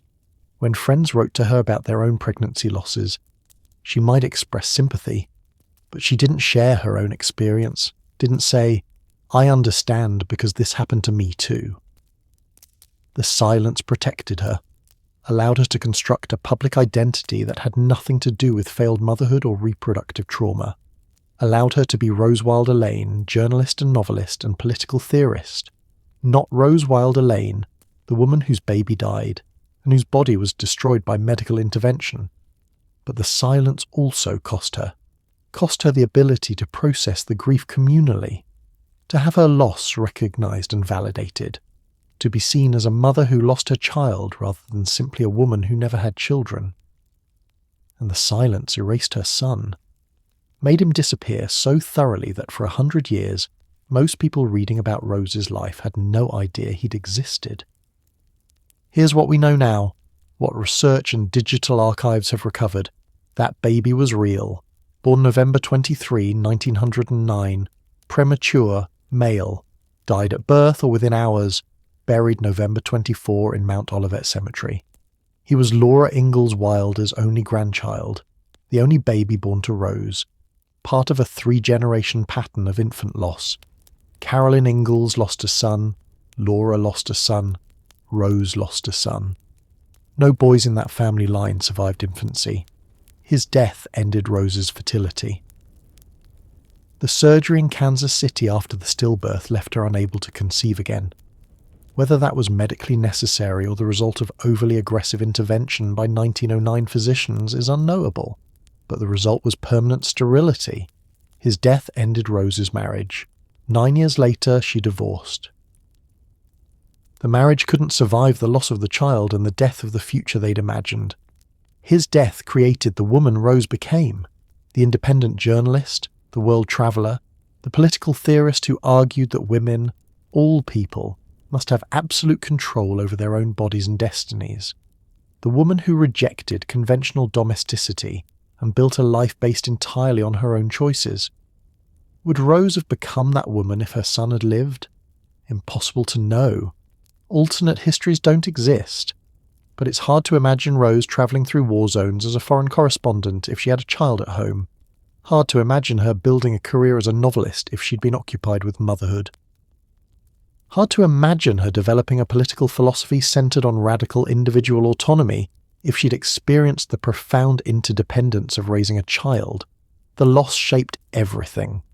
Not in a simple, direct way. Not in a way that reduces Rose's intellectual achievements to trauma response, but in the complex, indirect way that all our experiences shape who we become. Rose lost the life she expected, the conventional path of marriage and motherhood and domestic respectability. She was forced, by circumstance, by medical intervention, by grief, to find a different path. And the path she found was extraordinary, unconventional, influential in ways that conventional domesticity might never have been. But that doesn't make the loss less real. Doesn't mean we should celebrate the stillbirth as a blessing in disguise or claim that everything happens for a reason. Rose didn't choose to lose her baby, didn't choose sterility, didn't choose the decades of grief that shaped her emotional life. She chose what to do after the loss, chose independence over remarriage, chose work over domesticity, chose to transform personal devastation into intellectual legacy. That choice, that transformation, is what makes her story meaningful, not the loss itself, but what she built in the aftermath. In Mount Olivet Cemetery, the small grave marker still stands. Baby Boy Lane, 1909-1909. Forgotten for a century. Now slowly being recovered by genealogists and historians who recognise that this tiny grave holds part of American intellectual history. The baby who never breathed. The son who ended his mother's fertility and marriage.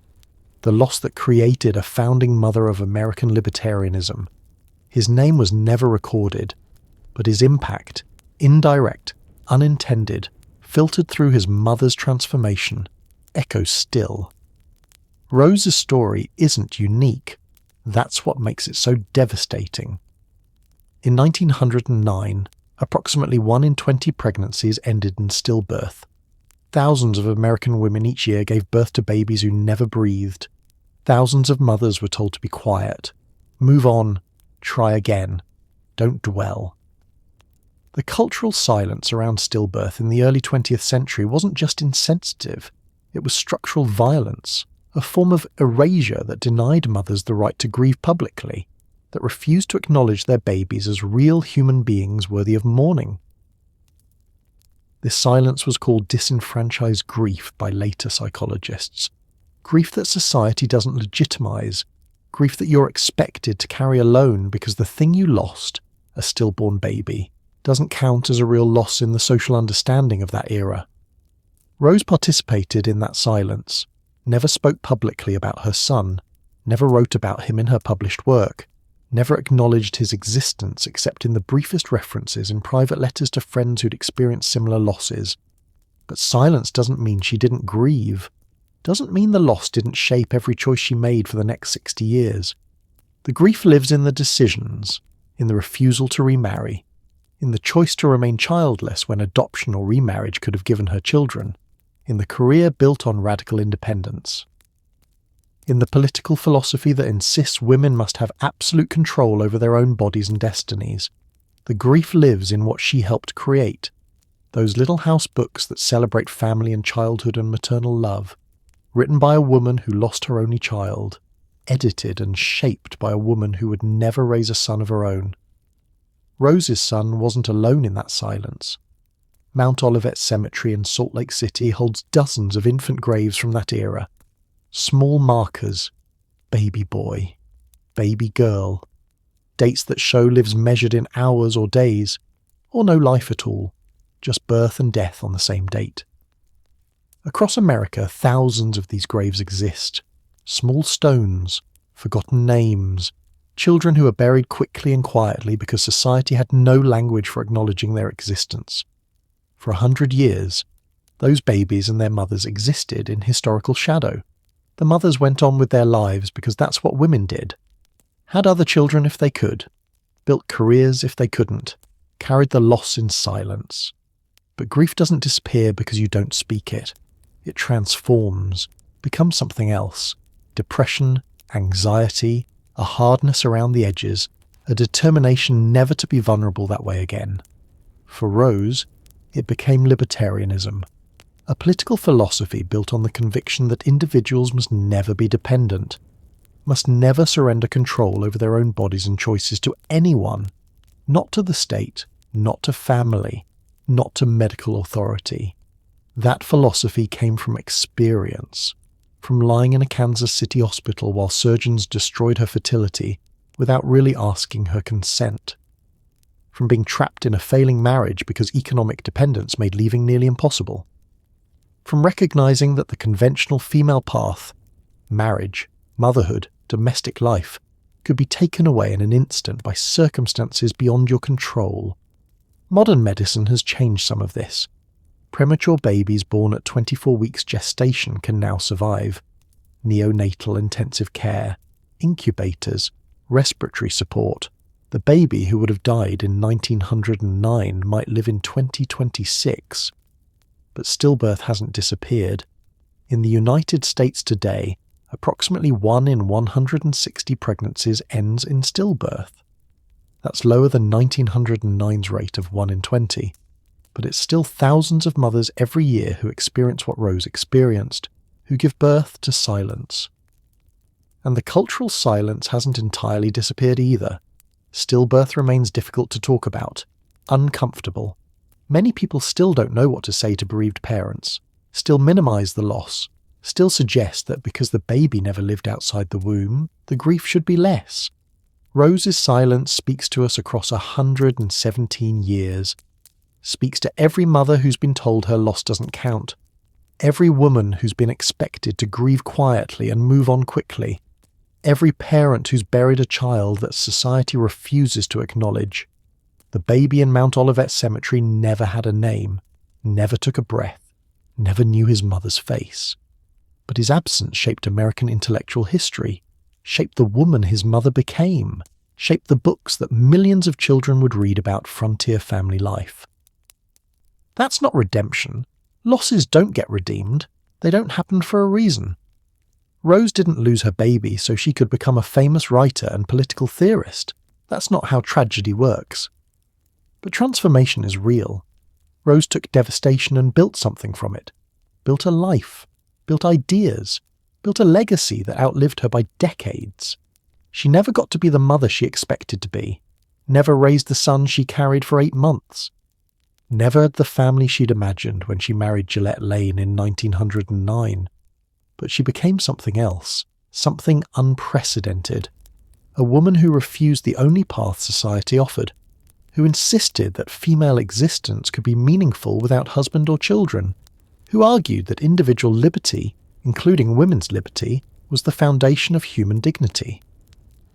That argument matters, still matters, in a world where women's reproductive autonomy remains contested, where maternal mortality rates in the United States are rising instead of falling, where stillbirth continues to devastate thousands of families each year. Rose Wilder Lane's unnamed son died on November 23, 1909. His death ended his mother's marriage, ended her fertility, ended the conventional life she'd expected to live. But it didn't end her voice. And in 2026, more than a century later, we can finally speak what she wasn't allowed to say. That loss mattered. That baby existed. And the grief that shaped one woman's transformation into an intellectual pioneer deserves to be acknowledged, honoured, and remembered. Now I'll write Chapter 5, focusing on the historical context that explains why Rose's experience was both devastating and typical of the era. November 23, 1909 wasn't the first time the Wilder Ingalls family buried an infant son. It was the third. Caroline Ingalls, Rose's grandmother, lost a boy in 1876, Charles Frederick Ingalls, called Freddie. Born November 1st, 1875, died July of 1876. 9 months old, Laura Ingalls Wilder, Rose's mother, lost a boy in 1889, never named. Born in August, died 12 days later. Rose Wilder Lane, lost a boy in 1909, never named. Born and died November 23rd. Hours maybe, minutes perhaps. No one recorded how long he breathed, if he breathed at all. 3 generations of women, 3 infant sons. None survived. This wasn't coincidence, wasn't bad luck isolated to one family. This was pattern. This was what happened to families in 19th and early 20th century America. Male infants died more frequently than female infants. Premature boys had lower survival rates than premature girls. The biological mechanisms weren't understood in 1909, but the pattern was observable. Families noticed. Mothers noticed. They didn't speak about it publicly. Infant death wasn't discussed in polite company, but they knew. The Wilder Ingalls women carried this knowledge like a genetic inheritance. Caroline knew her son had died. Laura knew her brother had died, then watched her own son die. Rose knew her uncle had died, knew her unnamed brother had died, and when she became pregnant in 1909, she carried that family history in her body like a prophecy. Did she fear it?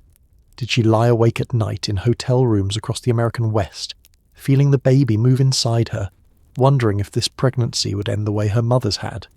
The way her grandmother's had? We don't know. Rose didn't write about those fears, didn't confide them to her diary in any entries that survived. But she must have known, must have wondered. And when November 23rd arrived, when the labour started too early, when the baby emerged silent, was there part of her that recognised this moment? That understood she was repeating a family pattern she'd hoped to escape? The curse wasn't real, of course. There was no supernatural force targeting Wilder Ingalls boys, but the medical reality was brutal enough without requiring magic.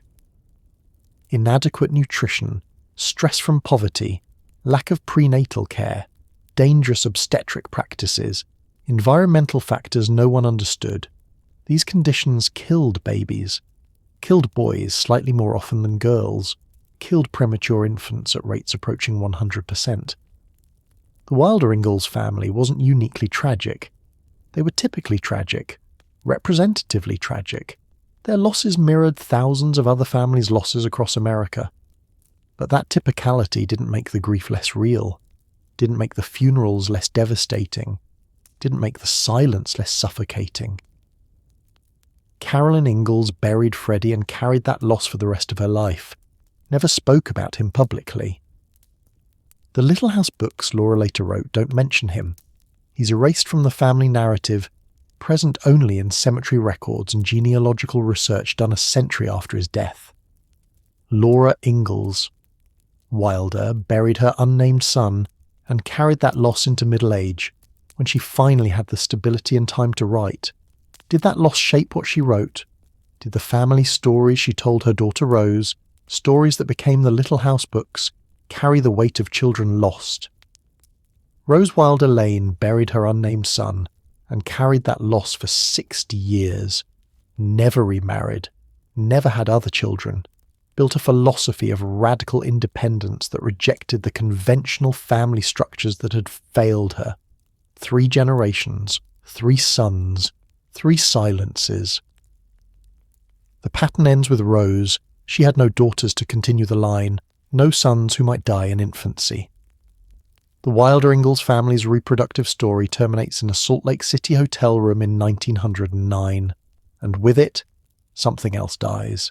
The expectation that Rose would be a mother, the assumption that women's lives centered on children, the Victorian ideology that said a woman without children was a woman who'd failed.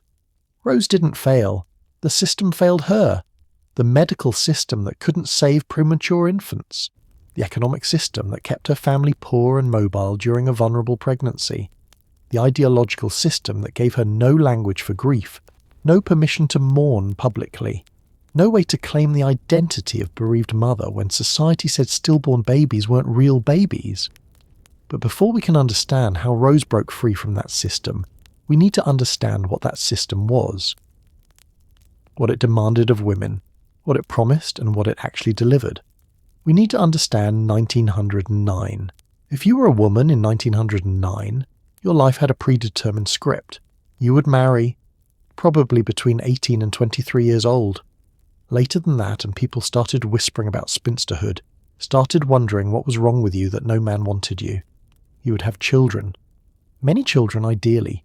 4, 5, 6 if you were fortunate. 8 or 10 if you were Catholic or rural. Children were your purpose, your contribution to society, your validation as a woman. You would raise those children. That was your job, your career, your identity. Mother wasn't just a role you played. It was who you were. You would support your husband, keep his house, cook his meals, manage his domestic world so he could work in the public world. Your labour enabled his labour. Your invisibility enabled his visibility. This was the Victorian true woman ideal. And in 1909 it still dominated American culture despite emerging challenges from the New Woman movement. The ideology was simple. Women and men occupied separate spheres. Men belonged to the public world, business, politics, intellectual life. Women belonged to the private world, home, children, emotional labour. This separation wasn't presented as oppression. It was presented as natural, biological, God's design. Women were naturally nurturing, naturally domestic, naturally suited for childcare. Men were naturally ambitious, naturally rational, naturally suited for public life. A woman who wanted something else, a career, independence, life without children, was fighting against nature itself, was broken, damaged, selfish, unwomanly. Rose Wilder Lane knew this ideology intimately. She'd grown up with it, absorbed it, internalized it even as she chafed against it. When she married Gillette Lane in March 1909, she was following the script, 22 years old, right on schedule, marrying a man with prospects, or at least with charm that suggested prospects, ready to start the family that would define her adult life. When she became pregnant that summer, everything was proceeding as planned. The marriage would be anchored by children. She would become a mother. The restless ambition she'd shown as a girl, the intelligence, the reading, the desire for something more than rural Missouri would be channeled into raising the next generation. This was normal. This was natural. This was what women did. Except Rose's pregnancy didn't end with a healthy baby, didn't end with her assuming the role of mother, ended instead in a Salt Lake City hotel room with silence and blood and a tiny body that never drew breath. And suddenly Rose was off script. She was a married woman without a child, a would-be mother without a baby, a woman whose body had failed to perform its primary function. Worse, the surgery that followed the stillbirth, performed to save her life, to treat complications whose exact nature remained unclear, left her unable to conceive again. She was 22 years old and permanently sterile. In Victorian ideology, this was catastrophe. This was the worst thing that could happen to a woman short of death itself. Because if a woman's purpose was motherhood, and motherhood was now impossible, then what was her purpose? What was she for? The culture had no answer, no alternative script, no vision of female life that didn't centre on children. Oh, there were a few options. All of them considered inferior. You could be a spinster aunt, helping raise other women's children. You could be a teacher, mothering other people's children professionally. You could be a nun, sublimating maternal instincts into religious devotion. But an independent woman? A woman who lived for herself, pursued her own ambitions, built a life that didn't revolve around nurturing others? That wasn't really an option in 1909. Not a respectable one anyway. The New Woman movement was beginning to challenge this ideology. Urban women, educated women, were starting to envision lives beyond domesticity. Were taking jobs, demanding suffrage, claiming public space. But the New Woman was still transgressive, still scandalous, still viewed by mainstream culture as either a dangerous radical or a pitiable spinster who couldn't get a husband. And Rose wasn't even a new woman yet. She was just a 22-year-old bride whose pregnancy had ended in tragedy, and whose body had been destroyed by the medical intervention meant to save her. She was trapped between two worlds. The Victorian world that said her life was now meaningless, and the emerging modern world that didn't yet have space for women like her. So what did she do? She invented a third option, built a life that neither ideology anticipated, became a woman who rejected both traditional domesticity and the apologetic half-measures of early feminism. But that transformation took years, took the collapse of her marriage, took finding work that gave her economic independence and intellectual fulfillment, took developing a philosophy that said women didn't need to apologize for existing outside traditional roles. In 1909, none of that had happened yet. In 1909, Rose was just a grieving woman in a failing marriage, trying to figure out what to do with a life that no longer fit the only script she'd been given. Childbirth in 1909 was one of the leading causes of death for American women aged 15 to 44. Not one of the leading causes, one of the leading causes. More women died in childbirth than died from tuberculosis, from pneumonia, from most of the diseases we associate with 19th century mortality. Approximately 700 women per million pregnancies died, and for every woman who died, many more suffered permanent injury, infections, hemorrhages, organ damage, fistulas that left them incontinent for life, tears that never healed properly, complications that destroyed their fertility. Rose Wilder Lane was one of those women, survived the pregnancy, survived the birth, survived the surgery that followed, but lost her fertility in the process. Here's the paradox. 1909 was supposed to be better. Medicine was advancing. Hospitals were modernizing. Physicians were replacing midwives, bringing scientific knowledge and professional training to childbirth. The medical establishment promised that hospital births attended by physicians would be safer than home births attended by midwives. That modern medicine would reduce maternal and infant mortality. That progress was being made. The opposite happened. As more women shifted from midwife-attended home births to physician-attended hospital births, maternal mortality increased. The physicians, eager to establish their professional dominance over midwives and justify their higher fees, introduced aggressive interventions, forceps to speed delivery, episiotomies to prevent tearing, drugs like ergot to induce labour, manual procedures to extract placentas. These interventions often caused more harm than they prevented. Forceps crushed infant skulls or caused brain damage. Episiotomies became infected. Ergot caused hemorrhages. Manual extraction of placentas introduced deadly bacteria into the uterus. Antiseptic and aseptic protocols, the use of sterilized instruments and clean techniques to prevent infection, were known in 1909, but they weren't consistently applied. Many physicians still didn't wash their hands properly, didn't sterilize instruments between patients, didn't understand how infection spread. Puerperal septicemia, childbed fever, remained a leading cause of maternal death. Women would give birth successfully, seem to be recovering, then develop fever 3 or 4 days later. The infection would spread through their bloodstream. They would die within a week, and no one understood why. The germ theory of disease was accepted by 1909, but its practical applications in obstetrics weren't fully implemented. Doctors knew infections happened but didn't reliably prevent them. Premature birth was even more mysterious. No one knew what caused premature labour, no one could predict it, no one could stop it once it started, and no one could save the babies born too early. An infant born at 8 months gestation, as Rose's likely was, had virtually no chance of survival. There were no incubators, no oxygen therapy, no way to regulate the baby's temperature or support breathing. Premature infants couldn't maintain their own body heat, couldn't coordinate sucking and swallowing, couldn't fight infections. They died, almost always, sometimes within minutes, sometimes within hours, rarely lasting more than a day or two. Stillbirth occupied an especially ambiguous category. The term stillborn technically meant an infant showing no signs of life at birth, but the definition was vague. Some infants designated stillborn may have been born alive but died immediately from respiratory failure or asphyxiation during delivery.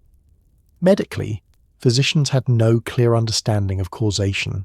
They attributed stillbirths to maternal trauma, a fall, a shock, overexertion, to poor nutrition, to venereal disease like gonorrhea, to maternal psychological disturbance, stress, anxiety, emotional upset. All of these explanations blamed the mother.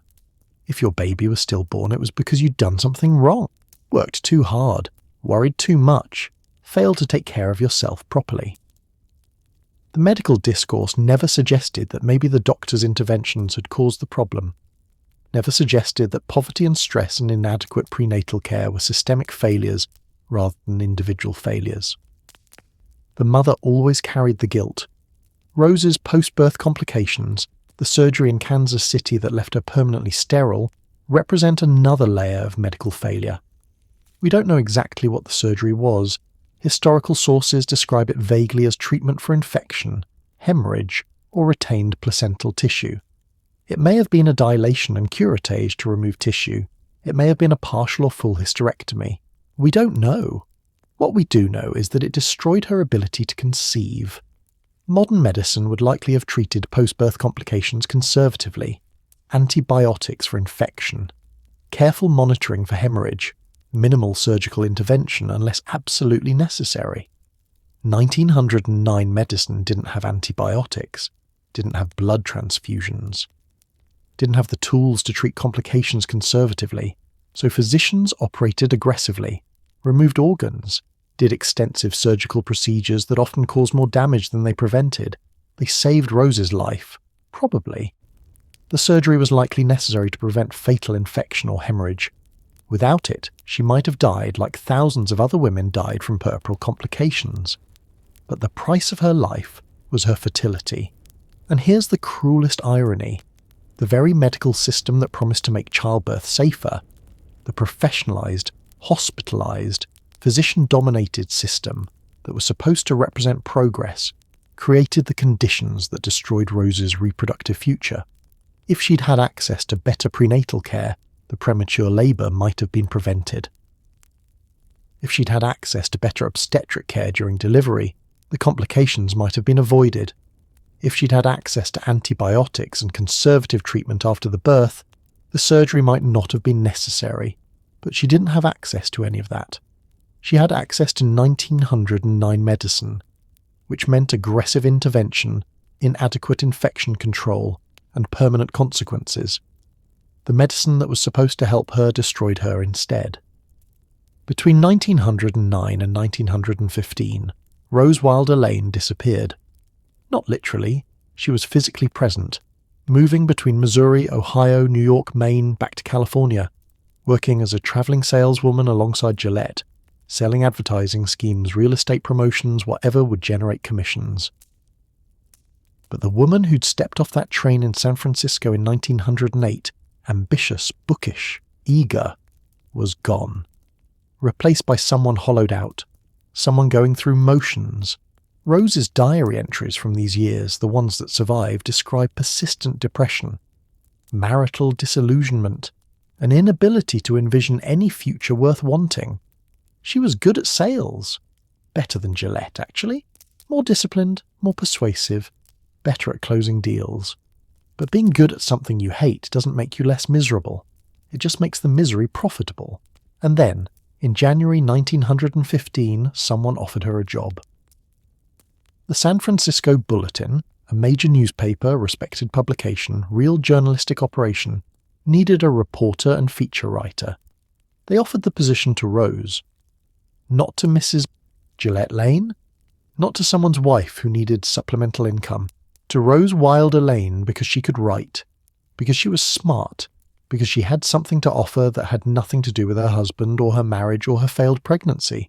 She took the job, and for the first time since November 1909, Rose had something that was hers, not shared with Gillette, not dependent on his schemes or his charm or his ability to close deals, not tied to the marriage she'd stopped believing in years ago.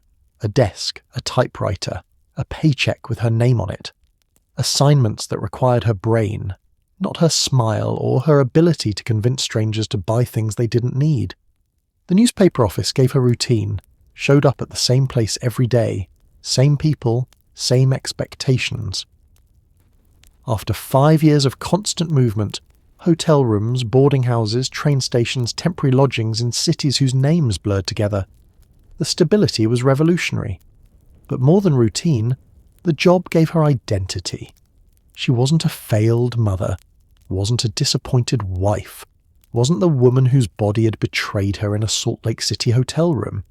She was a journalist, a writer, someone whose thoughts mattered enough to print, someone who interviewed subjects and shaped stories and saw her byline above articles thousands of people would read. The San Francisco journalism community in 1915 was progressive, intellectual, argumentative. Writers and editors who read widely, debated politics, questioned conventional wisdom. People who valued ideas over domesticity, who measured worth by what you thought and wrote, not by how many children you'd produced. For Rose, this community was oxygen after years of suffocation. She discovered she had colleagues, peers, people who took her seriously as an intellect, not as Mrs. Lane whose husband was always chasing the next scheme. People who invited her to debates and salons and conversations that lasted past midnight, arguing about socialism and individualism, and women's suffrage and labour rights and everything the world might become. She was 28 years old, 6 years into a marriage that had ended emotionally long before, finally doing work that felt like it mattered. The marriage didn't end immediately. These things rarely do. Legal divorce took time. Social divorce took courage. Financial independence took building savings first. But January 1915 was the turning point. The moment when Rose stopped being someone trapped in a failed life and started being someone who could imagine a different one. The newspaper job proved she could support herself, could be someone other than a wife, could build an identity that didn't require a husband or children or any of the things Victorian ideology said women needed to be complete. Gillette was still out there somewhere, still pursuing opportunities that never materialized, still charming and unreliable in equal measure, still the man she'd married in March 1909 when she'd believed that marriage would solve the restlessness inside her. But he was becoming irrelevant, a legal technicality, someone she'd once loved, or thought she loved, who no longer had any claim on her future. By 1915, Rose and Gillette were living essentially separate lives, sometimes in the same city, sometimes not, maintaining the appearance of marriage while the substance had long since evaporated. When Rose's mother Laura visited San Francisco that summer for the Panama Pacific International Exposition, Rose somehow managed to hide the marital crisis. Laura's letters home to Almanzo mention spending time with Rose, seeing the fair, enjoying the city, but make no reference to problems with Gillette. Either Rose lied skillfully, or Laura knew but chose not to report the truth to her husband. Either way, the family's pattern of silence around crisis continued. Just as no one spoke about the stillborn baby, no one spoke about the dying marriage. But silence doesn't make things less real. It just makes them easier to ignore. And Rose was done ignoring. Sometime between 1915 and 1918, Rose started writing fiction. Not the newspaper features and interviews that paid her bills, not the professional journalism that established her career. Fiction, stories, a novel. The novel was called Diverging Roads. Published in 1918, the same year her divorce became final, Diverging Roads tells the story of a woman named Helen who marries quickly, faces financial struggles, discovers she's more capable than her husband, and must choose between remaining in the marriage or pursuing independence. Sound familiar? Diverging Roads was semi-autobiographical fiction. Rose took her own experience, The impulsive marriage, the nomadic sales work, the growing recognition that she'd married the wrong person, the economic pressure, the emotional distance, and turned it into art. Notably absent from the novel, any mention of a pregnancy, any reference to a lost child, any hint that Helen's marriage failed partly because of reproductive trauma.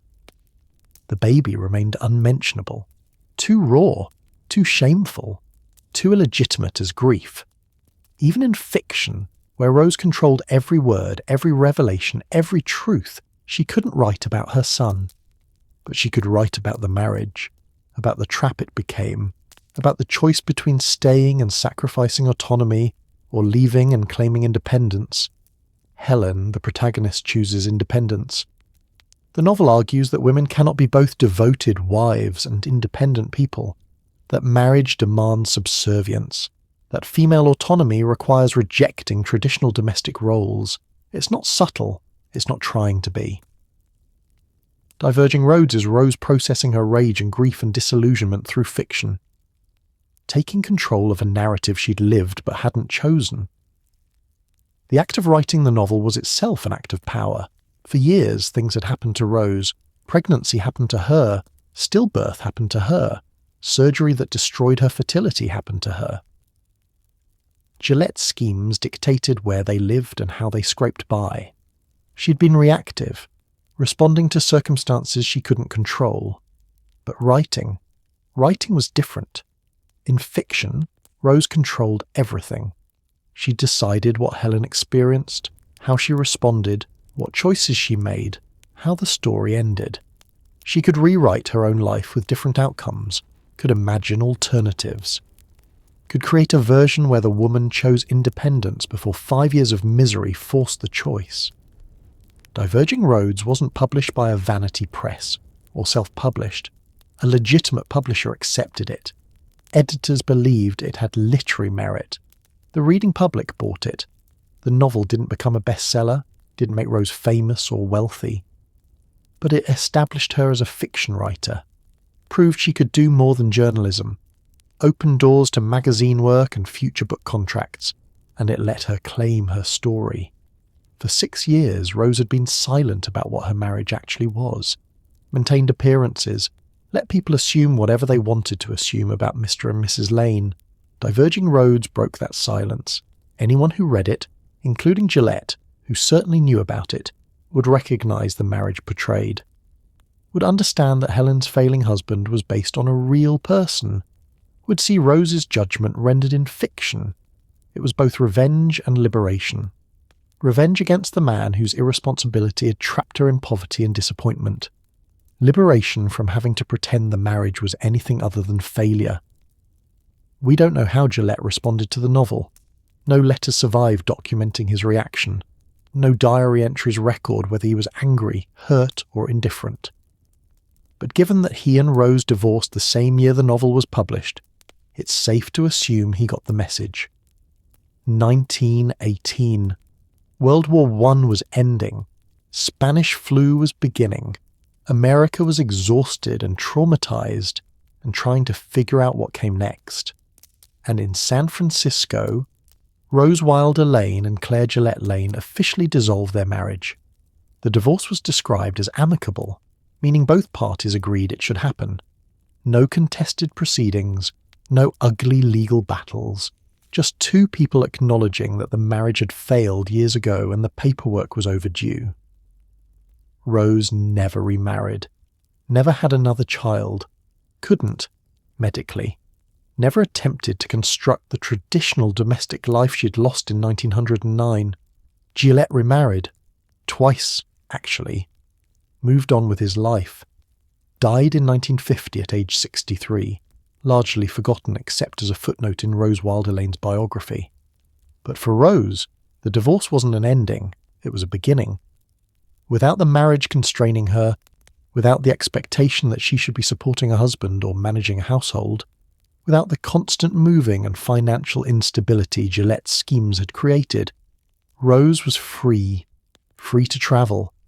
She became a foreign correspondent covering post-war Europe for American publications, travelled to Albania, the Middle East, places most American women never saw, wrote about politics and revolution and Reconstruction, free to develop her ideas. The journalism and travel exposed her to diverse political systems, socialism, communism, fascism, various experiments in governance. She developed strong opinions about individual liberty, state power, and human freedom, free to help her mother. In the 1920s and 30s, Rose collaborated with Laura Ingalls Wilder on the Little House books that would make Laura famous. Rose's exact role remains debated: editor, ghostwriter, co-author, but her contribution was significant, free to articulate her philosophy. By the 1940s, Rose had become one of the founding intellectuals of American libertarianism. Her book The Discovery of Freedom, 1943, argued for radical individual autonomy and minimal government interference. That philosophy, individual liberty, bodily sovereignty, freedom from obligation to family or state, didn't come from nowhere.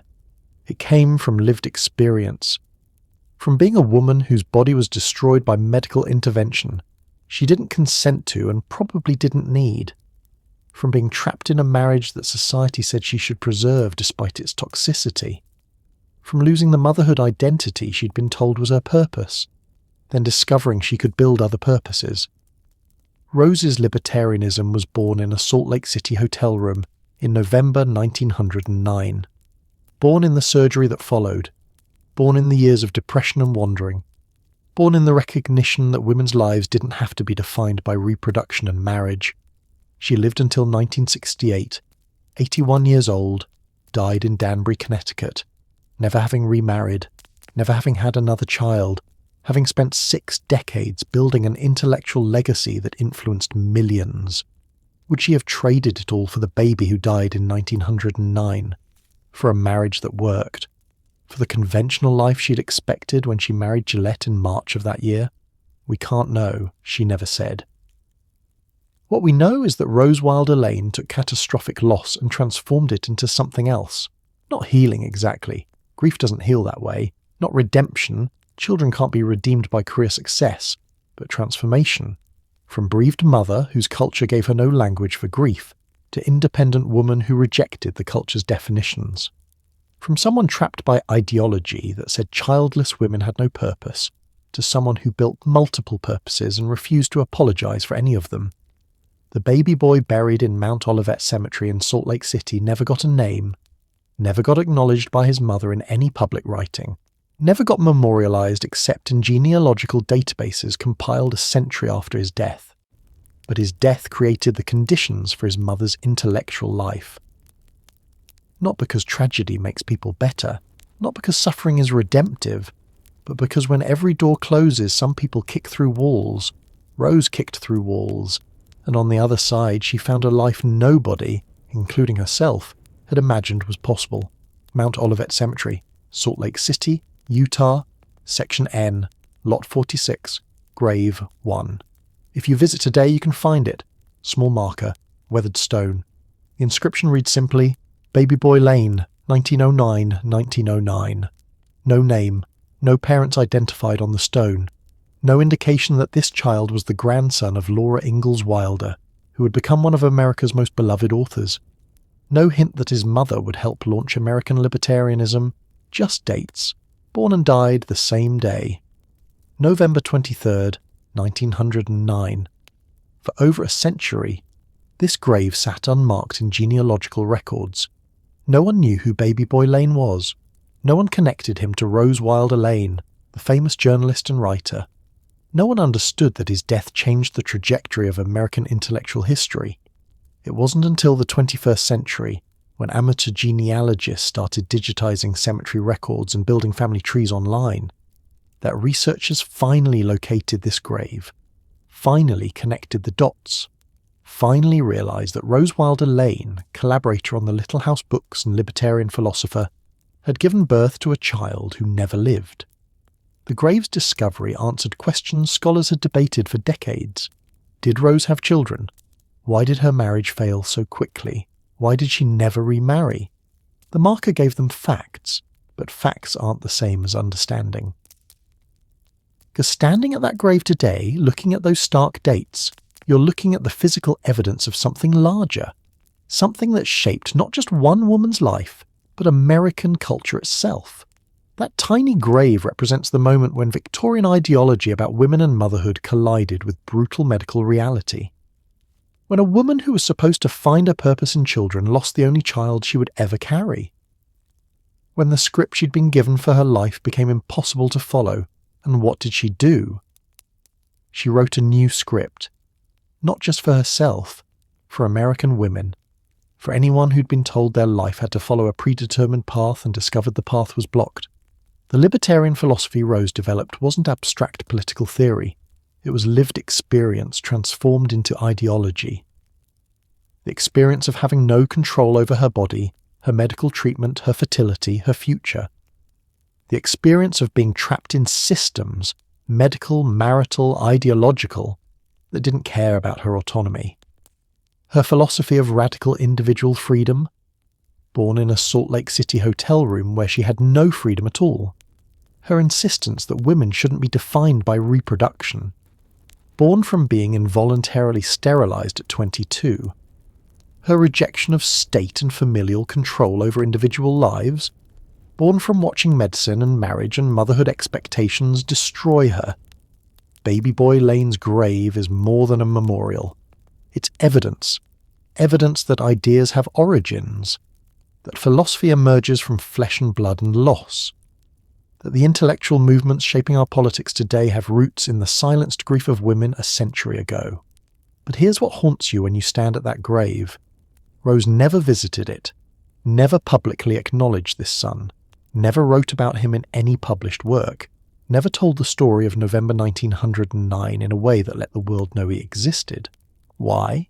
Shame, perhaps. The medical discourse of 1909 blamed mothers for stillbirths, attributed them to maternal trauma, psychological disturbance, moral failing. Rose may have internalized that blame, may have believed she'd done something wrong, may have carried guilt for 60 years, or privacy, the belief that some losses are too personal, too painful, too raw to share with strangers. The Victorian conviction that grief should be private, dignified, silent, or protection, the knowledge that admitting to stillbirth marked you as damaged, that potential employers, potential publishers, potential anythings might see you as broken. That in a world that didn't legitimize stillbirth grief, claiming it meant claiming victimhood you couldn't afford. Or maybe, and this is the possibility that cuts deepest, maybe by 1918 when her divorce was final and her new life was beginning, maybe she'd already moved past it. Maybe she'd transformed the grief into fuel, into ambition, into the determination to build a life so full of achievement that one lost child couldn't define her. We'll never know. Rose took her silence to her grave in 1968, died at 81, never having explained why she never spoke about her son, never having clarified whether his loss was the defining trauma of her life, or just one of many hardships she survived and moved beyond. But the grave remains, stone and dates and silence, waiting for the rare visitor who knows the story, who understands what that simple marker represents, the death of a child, the end of a marriage, the destruction of one life path, the creation of another. And maybe, just maybe, that's enough. Rose Wilder Lane died October 30th, 1968 in Danbury, Connecticut. She was 81 years old. She'd lived 59 years after the stillbirth, 50 years after the divorce. Built an extraordinary career, journalist, novelist, world traveller, libertarian philosopher, collaborator with her mother on books that sold 60 million copies. Lived long enough to see her ideas influence the founding of the modern libertarian movement. Long enough to watch the Little House books become American classics. Long enough to know that her life's work would outlive her. But certain questions haunted her to the end. Questions she never answered publicly. Questions that scholars still debate. Did she ever grieve properly? 1909 didn't have language for stillbirth grief. Didn't have support groups or therapy or cultural permission to mourn a child who never lived. Women were expected to accept loss, try again, move forward. Rose couldn't try again. Medical complications from the stillbirth had destroyed her fertility. She was stuck, carrying grief for a child she'd lost, unable to replace him. Forbidden by culture to publicly mourn him, did that unprocessed grief shape everything that came after?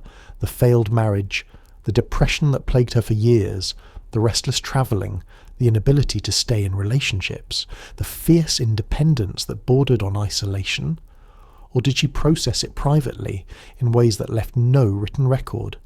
Did she work through the loss in her 20s and 30s, emerging stronger and more focused?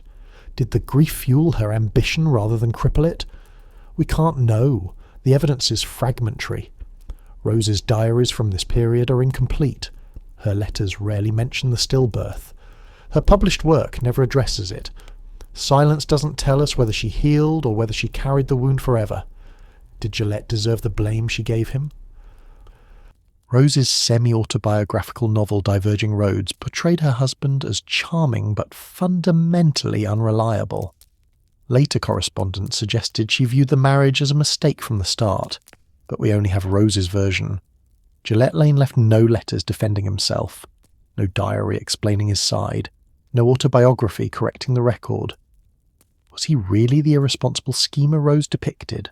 Or was he just a young man trying to make a living during economic instability, married to a woman whose trauma he couldn't address because the culture gave him no tools to address it? Did he grieve the stillborn son? Did he blame Rose? Did he want to save the marriage but couldn't? Did he understand that his wife was drowning in depression and sterility and shame? History doesn't preserve the voices of failed husbands. Doesn't archive the perspective of men who weren't famous, weren't successful, weren't important to anyone except the women they disappointed. Gillette remains a ghost, present in the story only as Rose remembered him. Which may or may not be fair. Would she have traded it all? The ultimate question, the one that matters most. If Rose could have gone back to November 1909 and changed the outcome, healthy baby, functioning fertility, successful marriage, would she? Would she trade the journalism career, the world travel, the libertarian philosophy, the collaboration with her mother, the influence on millions of readers? Would she give up being Rose Wilder Lane, founding mother of American libertarianism, to become Rose Lane, mother to a living child? The question is impossible. You can't trade lives you didn't live, can't compare the actual to the hypothetical, can't know whether the alternate version would have been better or worse, but asking it forces recognition of something uncomfortable.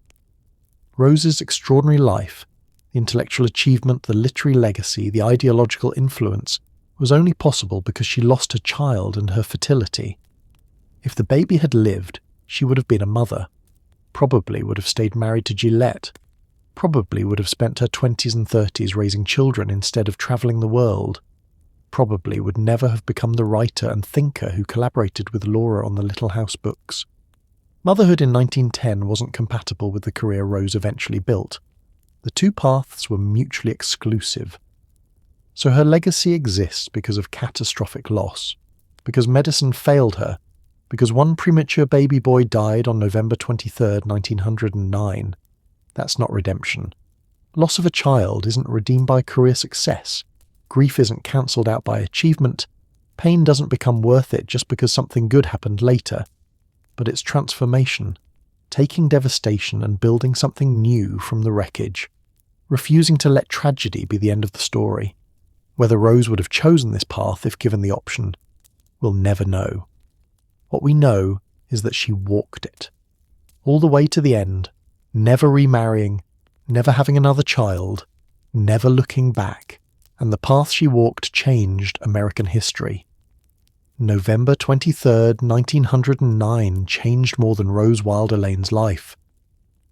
It changed how we understand women's history, changed how we think about stillbirth and grief, changed how we see the origins of political philosophy, changed the course of American libertarianism and American literature. Because Rose's story isn't unique, isn't exceptional, is actually heartbreakingly common. Thousands of women in early 20th century America lost babies to stillbirth. Thousands more were left infertile by medical complications. Thousands endured marriages that collapsed under the weight of reproductive trauma. Thousands rebuilt their lives after losing the futures they'd been promised. Most of those women didn't become famous, didn't write books, didn't influence intellectual movements. Their stories died with them, unrecorded and unmourned.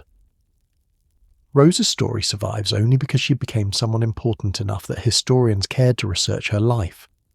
Because genealogists eventually found that grave in Salt Lake City. Because the Little House books made the Wilder Ingalls family worth studying.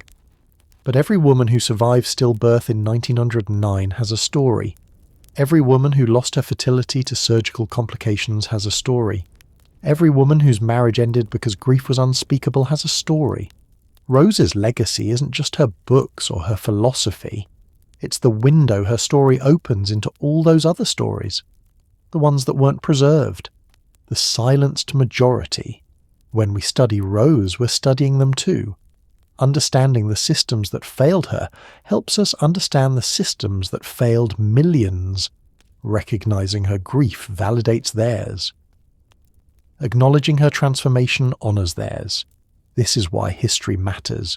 Not just the famous people, not just the documented events, but the patterns, the structures, the repeated experiences that shaped generations. Rose Wilder Lane's stillbirth in 1909 wasn't just personal tragedy.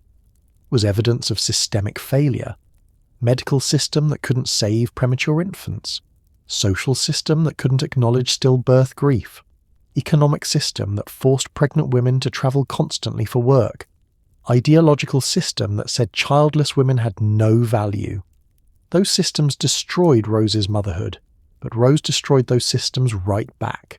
By refusing to accept that childlessness meant worthlessness, by building a life that didn't center on reproduction, by articulating a philosophy that said women's value came from their autonomy, not their fertility, by living defiantly, successfully, powerfully without following the script Victorian ideology had written for her. That defiance echoes forward, into feminism, into reproductive rights movements, into every conversation about women's autonomy and bodily sovereignty, into the ongoing fight to make sure women control their own medical decisions, their own futures, their own lives. The baby boy buried in Mount Olivet Cemetery died in 1909. But what his death created, the woman his mother became, the ideas she developed, the paths she opened for others, that's still alive, still shaping debates about individual liberty, still influencing political movements. Still giving women permission to build extraordinary lives outside traditional expectations. Rose Wilder Lane never got to be a mother, never got the life she expected when she married Gillette in March 1909, never got to raise the son who died before he could breathe. But she got something else, something bigger, something that outlived her by decades and will outlive us too. A voice, a legacy, a story that refuses to be silenced. And maybe, just maybe, that's enough. But the story doesn't end there, because Rose Wilder Lane lived 59 more years after that stillbirth, built an empire of words and ideas, travelled the world, fought for freedom. And in her final years, in her late 70s, when most people retire into quiet obscurity, she did something extraordinary. At 79 years old, Rose Wilder Lane became a war correspondent, travelled to Vietnam, reported from the front lines, lived dangerously, deliberately, defiantly, the same way she'd lived since 1909. And then, at 81, she died. Not in some dramatic way, not on assignment or in battle or making a grand statement. She died at home, in Connecticut, while baking bread. The woman who'd spent 60 years defying expectations, building an intellectual legacy, refusing to be defined by the child she lost, died doing something completely ordinary, completely domestic, completely unexpected. How does a war correspondent die baking bread? How does a woman who travelled the world end up in a Connecticut kitchen? How does someone who lived so large finish so quietly? And what happened in those final years between Vietnam and the bread, between defiance and domesticity that shaped her last act? That story is next. The story of Rose Wilder Lane at 79, the war correspondent who died baking bread. The final chapter of a life that began in loss and ended in what exactly? You'll have to wait to find out.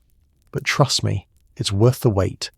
If this story moved you, hit that like button, subscribe for the next chapter, and comment below. Would you have made the same choices Rose did? Could you have rebuilt your life after losing everything? The conversation continues, and so does Rose's story.